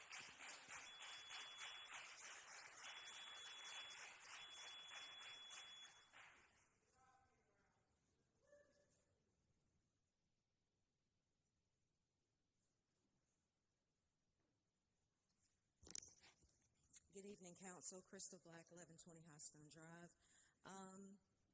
I'm here today to just get clarity from this dais as well as the City Manager's office. Apparently there was an email sent that is denying access to some of the city departments. I stood here before you last year and hosted I stood here before you last year and hosted a STEM program. Last year, the city was able to support that program. I understand that they were not able to do that this year. However, the program still stood strong. I have been told that there was an email sent that specifically stated that no departments could interact with me with this camp. I cannot get clarity from the city manager. I reached out to him today. He said he would contact me back. That did not happen. This email exists. I've already done a records request, so I'm just waiting for it to be sent to me, but it exists. And so what I want to know is who gave the directive and why. Because since we have our new city attorney, I want her to help you to understand that in the state of North Carolina, a city government cannot choose which residents within its jurisdiction they can serve. Local governments, including city governments, are responsible for serving all people within their jurisdiction. So what I'm asking you, are you denying some children access to the enrichment services provided within this city? Because there is an email that specifically says, do not interact with me specifically. So what I want to know is why. And I want to be able to have my children have the same experience that others do. I will wait for a response by 9 a.m. in the morning. I have an interview with the news at 9:30. Thank you.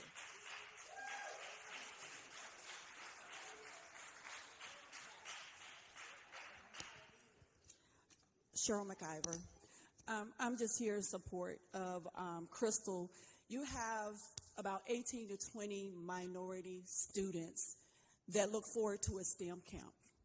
They actually had a scheduled date to go to the landfill, which was then all of a sudden canceled. Why? It was scheduled, then all of a sudden it's canceled because of who their leader is? Do you mean to tell me that you're going to deny kids or use kids in a pawn of politics? I certainly hope not, and if you are, I hope you do not sleep well tonight. I hope you are restless in shame.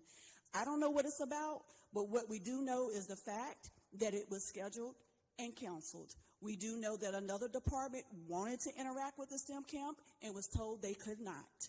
Those are facts that we do know. So I hope that City Council will get to the bottom of it. These kids they look forward to this. Just because who their leader is does not matter. Please respond. Thank you.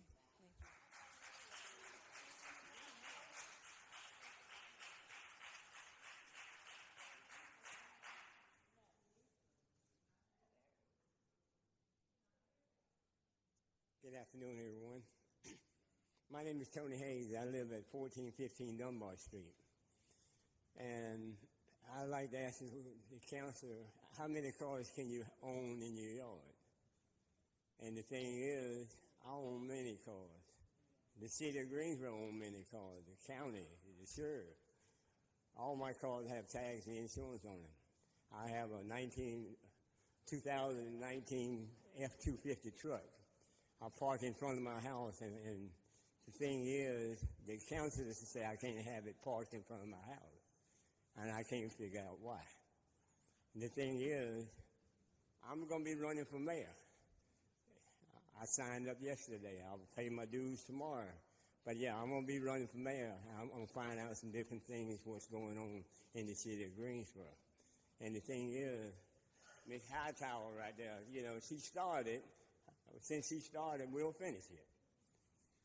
If you sweep around your own front door, you won't have a chance to get around nobody else's door. And the thing is, I ask everybody, what is the limit on cars?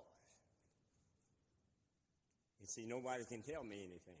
But you can definitely come out there and tell me, I got too many cars at my house. Or I park my cars on my grass. But if I put rocks out there, then you holler out, why did I want to put rocks in my yard? I don't own the house, but I rent the house. And the thing is, rented, the owner don't say anything about it. I don't want to see what the city's going to say about it. Thank you.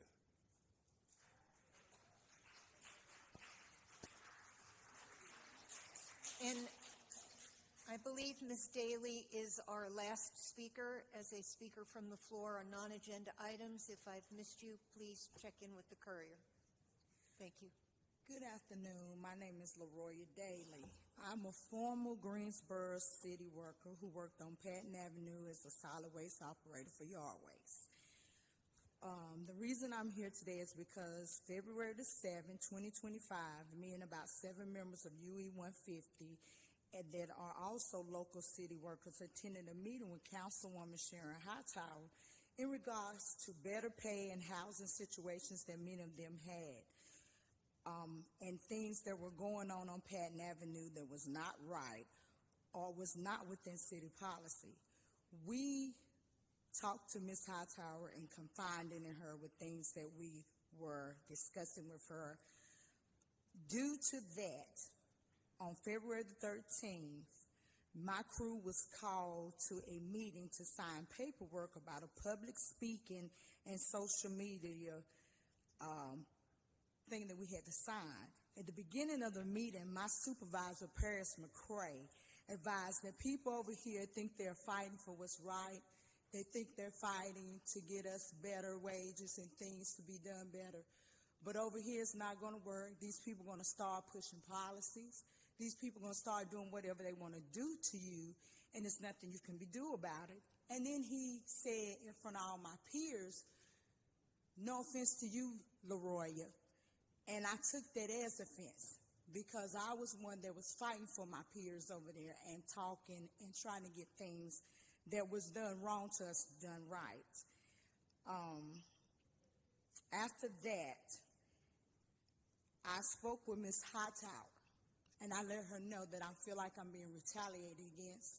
She then advised me that she did talk to Griffin Hatcher about things that we had talked about over there. And she was advised from the beginning. On the 14th of February, I got in an incident in my truck over on Meadowview Street in Coliseum at the bridge. There's a dip.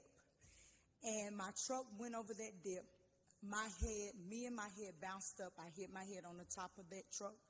I injured myself. I then let my co-worker drive the truck. I took medication trying to better myself. When I got back to the yard, I let Paris McCray know that I had been in the incident. He said I had to fill out an incident report. He then proceeded to give me somebody else's incident report, Freddie Lynn, with his information and something that had went on with him. I let him know I can't fill this out. He then advised me, you got to go to medical. I went to medical. Karen, over there, the medical lady, told me, she wrote me out for the rest of the day. She told me to go home. She gave me Advil, ice pack, Total shot. She said, if you don't feel better, Monday, come and see me. I went back to Paris' desk waiting for that incident report. And the way they did me, they retaliated against me. Griffin and all of them. And I'm not going to stop talking. She knew from the very beginning. And if this is how the city of Greensboro is going to do their workers, I'm going to continue to talk to everybody. This packet I got here is number evidence. I start collecting it on her, conversations, and everybody over there. Thank you.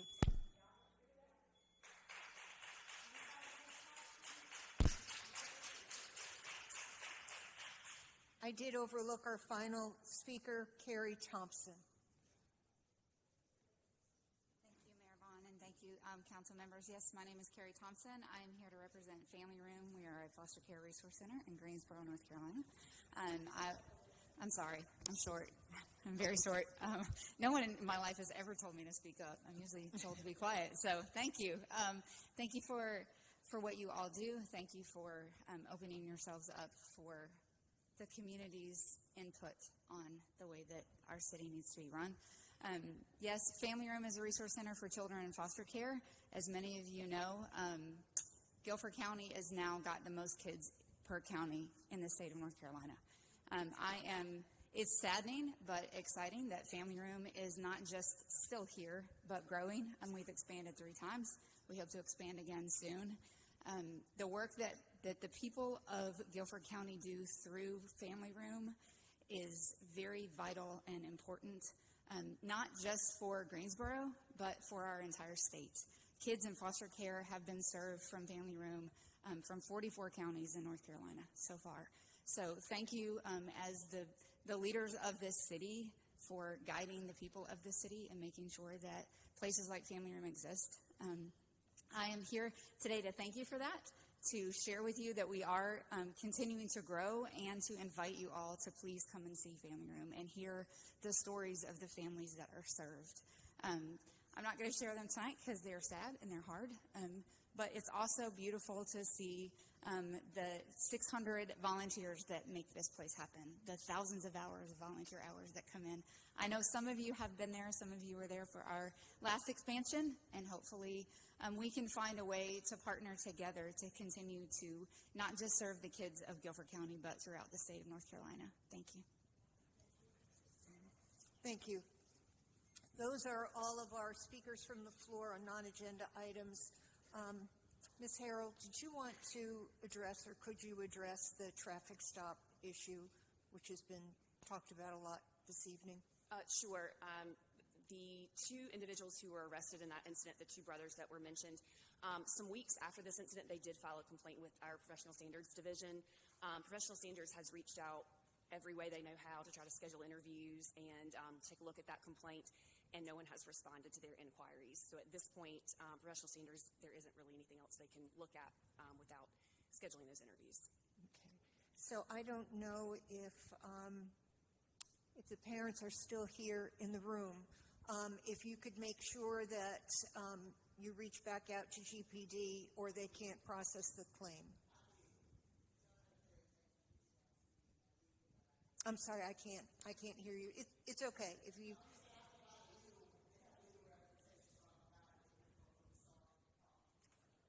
Okay, well, they need to make contact with GPD, because that, at this point, it has not been made.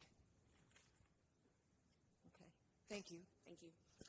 So that is the end of our speakers from the floor. We do have a consent agenda. We do have 2 speakers on item G4. Are there anybody wish to move the consent agenda minus G4? Moved by Dr. Wells, seconded by Mrs. Hoffman. Council, please vote. This is minus G4.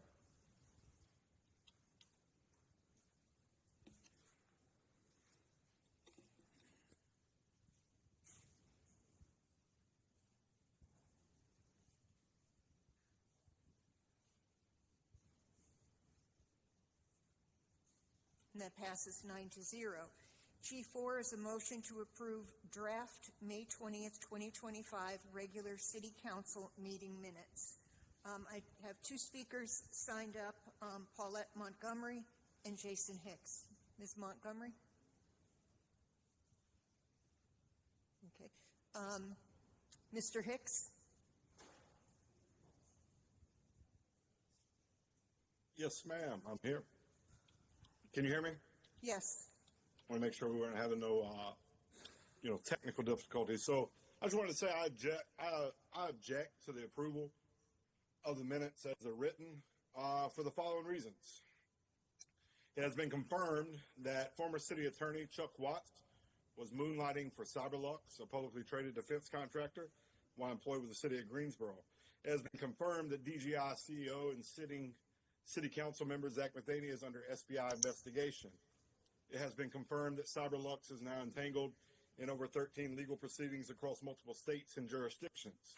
It has been confirmed that Watts used his City of Greensboro email account to handle federal court documents related to CyberLux during business hours. It has been confirmed that under Watts' involvement with CyberLux, that the stock went from 7 cents down to less than 1 cent a share. It has been confirmed that Watts stated that you all, that meaning this council, the 9 of you, you all knew I was doing this work. That's a quote from Mr. Watts. It has been confirmed that while this was happening, the city attorney's office was suppressing records relating, retaliating against critics and rigging public hearings. It has been confirmed that not a single council member intervened, not the mayor or any of you. Instead, you all praised him and sent him away. And this is relevant to the meeting minutes because there's Mr. Watts gives his opinion about DGI and the vote. So, but what I'll say, what hasn't been confirmed is how much and how city staff were paid for doing legal work unrelated to Greensboro. And also what hasn't been confirmed is how many of you, the 9 of these council members, have bought and held CyberLux stock. What also hasn't been confirmed is how much city infrastructure, servers, time, labor were fraudulently used to benefit private clients. What also hasn't been confirmed is why residents who speak out are punished, while those who abuse power are protected. And lastly, I would just say what also hasn't been confirmed is how many of you outside of Mr. Matheny are under investigation. So again, I don't think that when considering all these things, I think we should call into question some of the legal advice we were getting previously prior to Ms. Covich. And I just think it would be wise to really evaluate some of these opinions in these meeting minutes before we just blindly approve them, as you done weeks ago. And now you see that that has come back to cause an SBI investigation. So I think it'd be wise to consider that. Thank you for the time to speak. Thank you. Madam Mayor, I just want to say something real quick.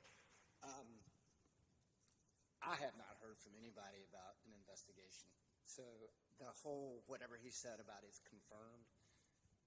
I don't know anything, hadn't heard anything. So I don't know where he gets his information, but it's news to me. You know, the meeting minutes are the meeting minutes. You can disagree with whatever legal advice might have been given, but that was the legal advice given at the time, and that's what's reflected in the minutes. So do we have a motion to approve? Second. Moved by Mrs. Thurm, seconded by Mayor Pro Tem. Council, please vote.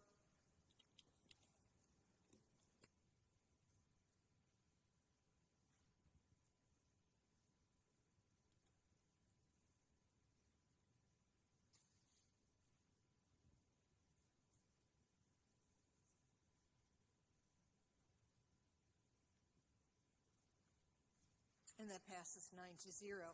That is the end of our agenda as written. Any board and commission appointments? Ms. Pinder? No? Ms. Thurm? I have 2 appointments and also a question about boards and commissions. First, I would like to appoint Tarek Shahade to Human Rights Commission to fill a spot for District 5 that has been open. Second. Seconded by Mrs. Hightower. All in favor, say aye. Aye. That passes 9-0. Thank you. I'd also like to appoint Jamie Bridges-Pass to the Commission on the Status of Women to replace Sarah Colonna when her term is up. Up probably in August? Yes, at the beginning of August. Seconded by Mayor Pro Tem. All in favor, say aye. Aye. Opposed? That passes unanimously. Thank you. And the last thing I have is on the Board of Adjustment, we need to figure out a way to move people from the alternate to an actual voting position. I've had somebody that has been an alternate for 6 years. Other people have come and gone, but because the District 5 position is noted as an alternate position, my person never got to fully serve. His time is now up. But in speaking to the folks in the Planning and Zoning Department, they said there is no methodology currently to move someone from an alternate position to a full service position because there are not 9 positions on that board. I have somebody that would like to serve in that position, but I don't feel right appointing them until such time that we have a way for them to move from an alternate to being a full-fledged member at some point. Yeah, that does seem patently unfair, just to be stuck as an alternate. I don't know if we can expand that board to 9 without legislative approval. Madam City Attorney, maybe you could look into that and let us know if it's possible to expand the Board of Adjustments to 9 members. What is it now, 7? 7. What is it, 7? Yeah, because I've got a replacement coming up. My person just resigned. So, I would like to request that of the City Attorney's Office to figure that out for us. If we can come up with a proposal again. I'm sorry, if the City Attorney can work on that for us. If we can't increase it to 9, I'd like us to come up with a proposal. I don't want to appoint this person to a position that they're never going to have a full-fledged position on. I don't think that's fair. So if we can come up with a plan on how to adjust that, then I would like to be able to appoint this person at our next meeting. Okay. So that was, it's not, we can't do more than 7. Well, Legislative. that's what our city attorney is going to look into. Seemed For like- clarity, yeah, I'm sorry, for clarity, they have- Madam Councilwoman Durham, you would like to appoint them at the next meeting, which is next month? Next week? As soon as we have a plan on how this person can come up and actually serve in this role rather than just being an alternate for 6 years, I don't want to commit them to a board where they'll never have a chance to vote on something. Okay, all right, so we'll get that to you. You may not be able to appoint them next week, but That's fine. The Okay. position doesn't come up till the middle of August. So if we can do it before the middle of August, that would be great. Okay. Thank you. Your first assignment. Yes. Dr. Wells? Mayor Pro Tem? Mrs. Hoffman? Yes, I would like to reappoint John Glazeman to the War Memorial Commission. All in favor, say aye. Aye. Opposed? That passes 9-0. Mr. Matheny? Mr. Holston? Mrs. Hightower? None, but we still have an appointment to We have lots of the appointments. J board that I'd given you name, I think, a couple months ago. Which board? GHA. I don't think I got a name. Yeah, I gave you, and I think Destiny, you sent the resume. Remember that? Let's do it next Tuesday. Yeah, so we can get that filled. Yes. Yes. Okay. Yeah, please remind me and we'll get that done on And Tuesday. then next month I'll have several because they're all coming off in August. Okay. Council comments, Mrs. Hightower? Thank you very much. Tonight was quite interesting to hear some things that I'm not familiar with, and so a lot of things I don't know about. But I am curious to want to know more about the stop and frisk or the safety frisk. If we could kind of get an update on some of that and to go back and revisit some of those things, because I don't really know the difference between one versus the other. I will also say that I have always been a very big community policing advocate. We don't seem to really do it, and I wish we would, and look to do it more to make sure that the community feels like they're part of their policing efforts as far as knowing their police officers and not feeling like they're over-policed, but they're just being, making sure they're being protected. And so I really would like for us to explore that. It has been a few years since we talked more about it. I also don't hear from GC Jack, and they were designed to look at statistics and determine, data and outcomes, and don't hear from them. So I'd like to get an update for what are they doing, and so therefore we can know more on how we need to set new policy or create new standards around that. So I'm very interested in hearing that more around what I heard tonight. So I would like for us to look into that, if you will. Also, I don't know anything about an email sent to anybody. I want to say that out loud now. So I'm not familiar with any of that. We certainly want to, support our children. And with that being said, I also want us to revisit some of our rec center hours. I want to know, I know that prior to budget, we looked at cutting rec center hours back to save money. But I really think our rec centers, which are supposed to be our safe spaces, we really need to make sure they're accessible for our community. And in hearing the gentleman tonight about a program he's got as well, that we want to make sure our children are being engaged. This is a grand time to start to help our children get trades and certifications and things with Toyota jobs here and 14.5 coming in 3-5 years from now. We need to start setting them up for success.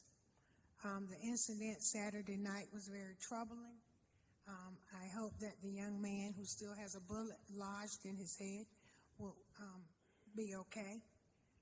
It doesn't sound like it will be, but I think that there are too many guns out here on the street, and we need to really emphasize safety and protection for our children and our community as a whole.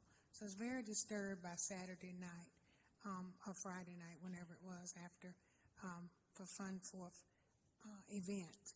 And so I hope we'd like to make sure that we're doing some things proactively to avoid some of those incidences continuing to occur. So I'd like for us to look more into what we can be doing to offer some programmatic things, because it is summer, it is hot, and so sometimes they get, children get restless. I get restless, so not saying, but I think that we need to really focus and look on that and see how we can prepare to be our children get in safe spaces. So that's all. Thank you. Mr. Holston? Thank you, Madam Mayor. I also want to, tee up some conversations, based upon some of the words we heard tonight regarding the regulatory stops and the safety frisks and the written consents.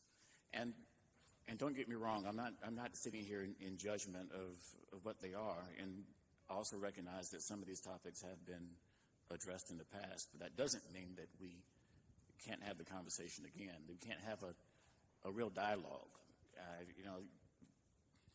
Folks sitting down and having the conversation about what each of those phrases means to the other, and what can come out of it. I just think that there needs to be more dialogue, folks sitting down and having that real conversation, not the surface conversation, or this is what I believe and that's what you believe, and so there it is. Instead, really understanding what it is and how it is. And who knows, maybe those topics can come back up. We can direct the city manager to do, and GPD to do as we need to. But I think it really needs a firm discussion so that there's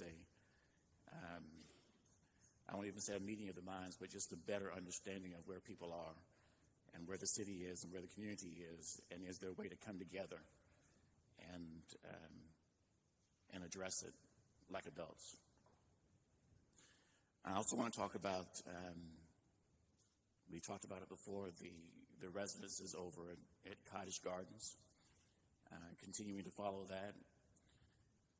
Some of the folks have moved out, and that's good, but the challenges continue. Working with the property owners, they're making some headway, but the challenges continue.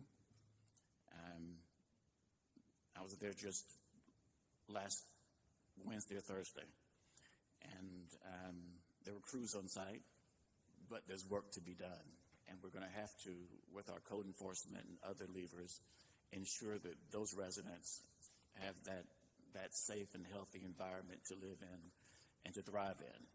I was there, and there were kids playing in the yards and having a great time. But I know that behind those doors, there are some things there that need to continue to be addressed, and we will continue to address them through code enforcement or other means, because they do deserve safe and healthy housing. Thank you, Madam Mayor. Thank you. Mr. Matheny? Mrs. Hoffman? Mayor Pro Tem?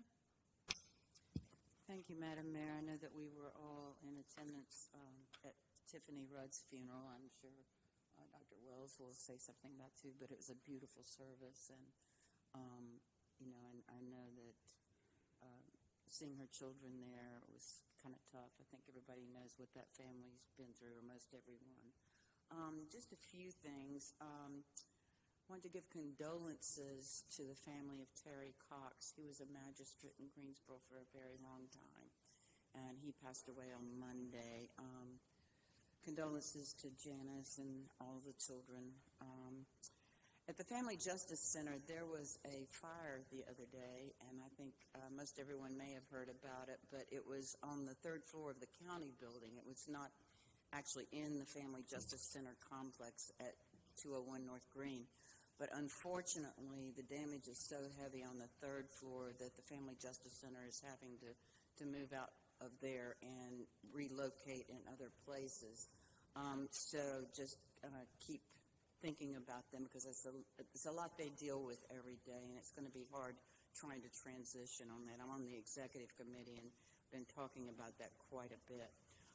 July 4th festivities, thanks to DGI, there was a wonderful Fun 4th Festival downtown. It was very, very well attended. Everyone was having a great time. Then I was downtown all afternoon, and then went to the ballpark for the fireworks with some friends. And then, of course, we had the unfortunate incident at Center City Park. That's something I would like for us to think about discussing. Assistant City Manager Harrell and City Manager Trey. There's so many places that you go into now, the Coliseum being one, other places as well, where you may not enter unless you have a clear backpack or a clear bag. I understand there were many downtown young males stopped who had guns in their backpacks. So I personally would like to see if that's something we could consider. I don't know all the legalities there, and if that's something that could be looked into, along with, making sure that everyone is safe. I do know there's been a whole lot on social media, but I commend the mother who wrote and said, please do not drop your children off downtown without adult supervision. There were 8, and I saw many of the kids down there right before we went to the ballpark, and there were children as young as 8 or 9, and there were no adults to be seen. So I commend the mother who was writing about that on social media. So I think we need to consider that, anything can happen. Anything can happen, and anything does happen. So I think that's something we need to consider. Was able to meet the new interim president for Bennett College. Dr. Wells was there as well, and I may have missed if anyone else. Sharon, I think you came a little later. So very nice to meet her, and I believe that's all I have, Mayor Vaughn. Thank you. Thank you. You know, I was not at the Fun Fourth. I was out of town, but I know how much people look forward to it every year, and it's something that DGI puts on above and over their contract for contracted services. And what does it cost to put on the Fun Fourth? We raised over $100,000 privately to do it, to make it a free event for the community. That's great, because it's something that the city doesn't have to do directly. I know that we do a lot of in-kind contributions and that there is a large staff presence there, but I appreciate the money that DGI raises to make it a place where families can come and enjoy the day. So thank you for that. Dr. Wells? Thank you, Madam Mayor. Sitting here tonight and listening, it's quite kind of disturbing to hear about the stops. And I remember working for a long time on a policy. It was a consent policy, and I just checked with Ms. Stern on it because we worked on that policy, and I did not know that we had just abandoned it. But I think we need to do a little more, have more conversation. It was brought out with one of the speakers that there's fear, that officers fear, and of course the folks who stopped have fear also. And Dr. King said years ago that people don't get along because they don't know each other, they fear each other, and they fear each other because they don't communicate. We haven't done enough talking with the police and the community to find out where they are, what they're thinking. I appreciate the support that the community gave to Tiffany Rudd's family. It was a wonderful turnout, but it was because of the work she had done to help youth. She was very instrumental in Chief James' 500 Job Initiative and helped a lot of young people. Therefore, she touched a lot of families, and she gave a lot. And I just think that as a community, we should be able to get along, and if the police are behaving the way that was said tonight, something needs to be done. We need to talk about that. Something needs to be done, and we know the climate in the country. We know how it's been for us forever, and there's always going to be that little stigma there. The other thing Dr. King said, that every black child has to realize that their skin color is just detrimental to them. It's not that one the word he said. Their skin color is a curse or something like that. But it meant when folk just look at you, if they look at you and you a certain complexion, that's something that stirs something. So we work at trying to help folk to understand that we are all people. We all are people, unique creations of God, and that we have to get along. So if we can do something with these, the ones that we are really in charge of, then I think we need to do something about it. I did not know anything about what Crystal was talking about. We know nothing about that. It was foreign to us, and sometimes things happen that we don't know. But I know how Irvin and I know how Kay and them have worked with that GC Jack, and so we need to get it going and make sure that something happens for the better for our young people, and maybe we can help with that program that the man was talking about. It was called TTAC. What was it called? TTAC. Yeah, that program. Thank you. Mrs. Thurm? I'll be short. Number one, I'd like to welcome our new city attorney. I look forward to working with you and the entire staff that's here tonight. It's great to see everybody turn out to support you. Look forward to having you in that seat and working with you. So thank you very much. Appreciate it. Likewise, I know nothing about whatever email it is. I do think it's imperative that the the city manager's office find out what that is and what happened and who was involved with that, because that type of thing, we just can't have that. So I hope that we will have an answer about that sooner rather than later, and that we can get to the bottom of that situation. Other than that, I don't have anything for tonight. Thank you, Ms. Pinder. I have a couple of things. One, to echo what Dr. Wells said, Tiffany's service was hard, but it just shows the testament of like what is said in the service about light, and we're all light bearers, and how we can continue to be the light in the same. I believe that's what we're hearing this evening, is how do we continue to be the light. Attended World Refugee Day, which was an awesome opportunity, and Councilman Tammy Thurm and Mayor Pro Tem Mary Kay, I'm sorry. Mr. Abuzwaiter, we attended that. But one of the things I would like to just get clarity with is, and I say this not to be personal, but I know as a single parent, raising my son, who happened to be African American, and just having to teach him of these are things you need to do to make sure you protect yourself. And even as a adult black male today, I know he's an adult, but the fears that we continually keep having, what can we do to be able to, it's unacceptable, but there's definitely a way in how we can address these things and find a common ground to make sure that not just children of color or males of color, but everybody has an opportunity and can feel that safety. So I'd love to be able to have clarity about the stop and frisk, what that looks like and what that means. And also going back to the point where you talked about community policing, so maybe clarity, because I hear the community policing, but then what do the community resource officers do? So is that the same thing as community policing, or is that in addition?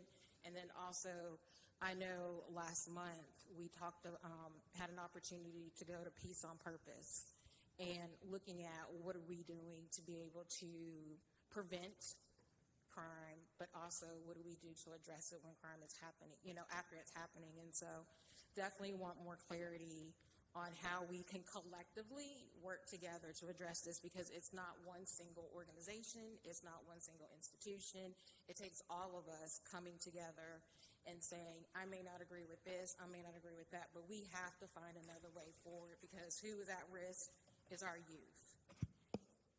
And if we want to make sure that we're creating that opportunity for the youth of the future, we have to put our differences aside and figure out what is the next right step for us to be able to do that.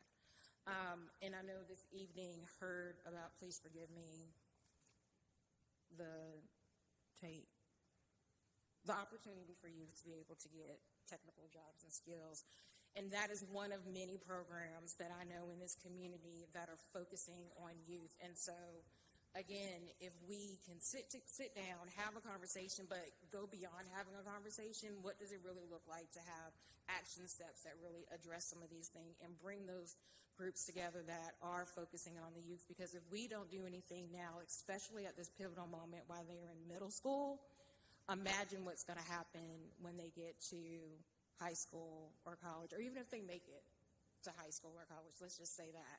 And so definitely would love to have more conversations, but just beyond the conversation, what are reasonable action steps that we can do to be able to support the youth in our community? And along with that, I'm just going to throw out a plug about National Night Out, which is August 5th.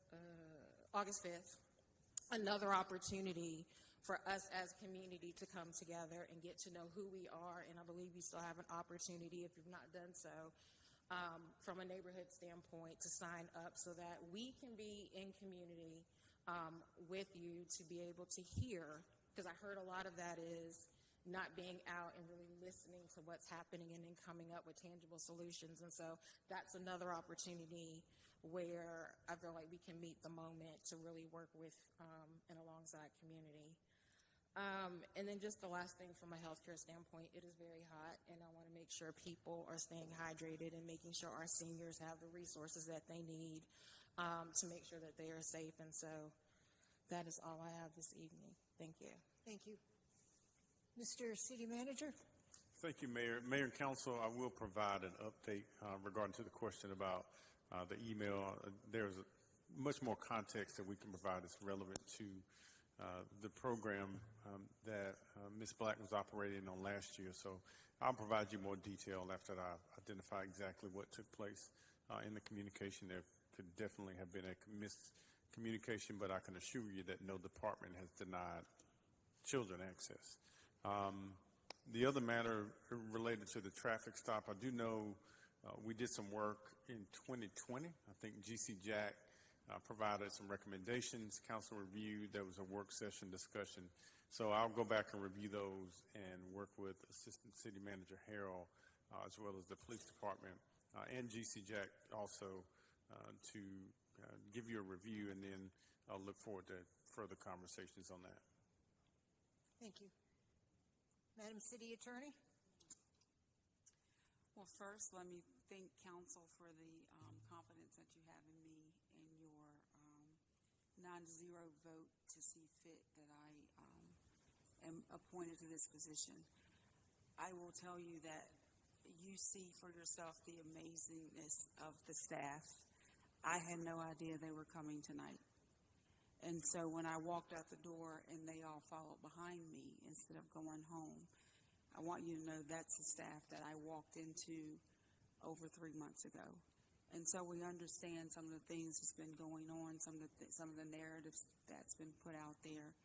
We're committed to moving forward on the strengths of what works, using the framework of integrity, accountability, and responsibility, not only to you, the council, but also to the public. And so with that said, I am thankful, I am grateful, and I am humbled for your confidence in me. And I will do my very best to make sure that you are glad that you did and made this vote. With that being said, Councilwoman Thurm, we will get back with you on the Board of Adjustments issue. Councilwoman Hightower, we will get back with you on the GC Jack concern and issue. In fact, we're already working on it right now and as I'm speaking. And Ms. Pender, I think, Councilwoman Pender, I think and agree with you that you're right. We need to start having these conversations, not just about actions of our police, but actions of the citizens when they encounter our police. And maybe just start educating a little bit more. But anyway, thank you. That's all for the City Attorney's Office. Thank you. Do we have a motion to adjourn? All in favor, say aye.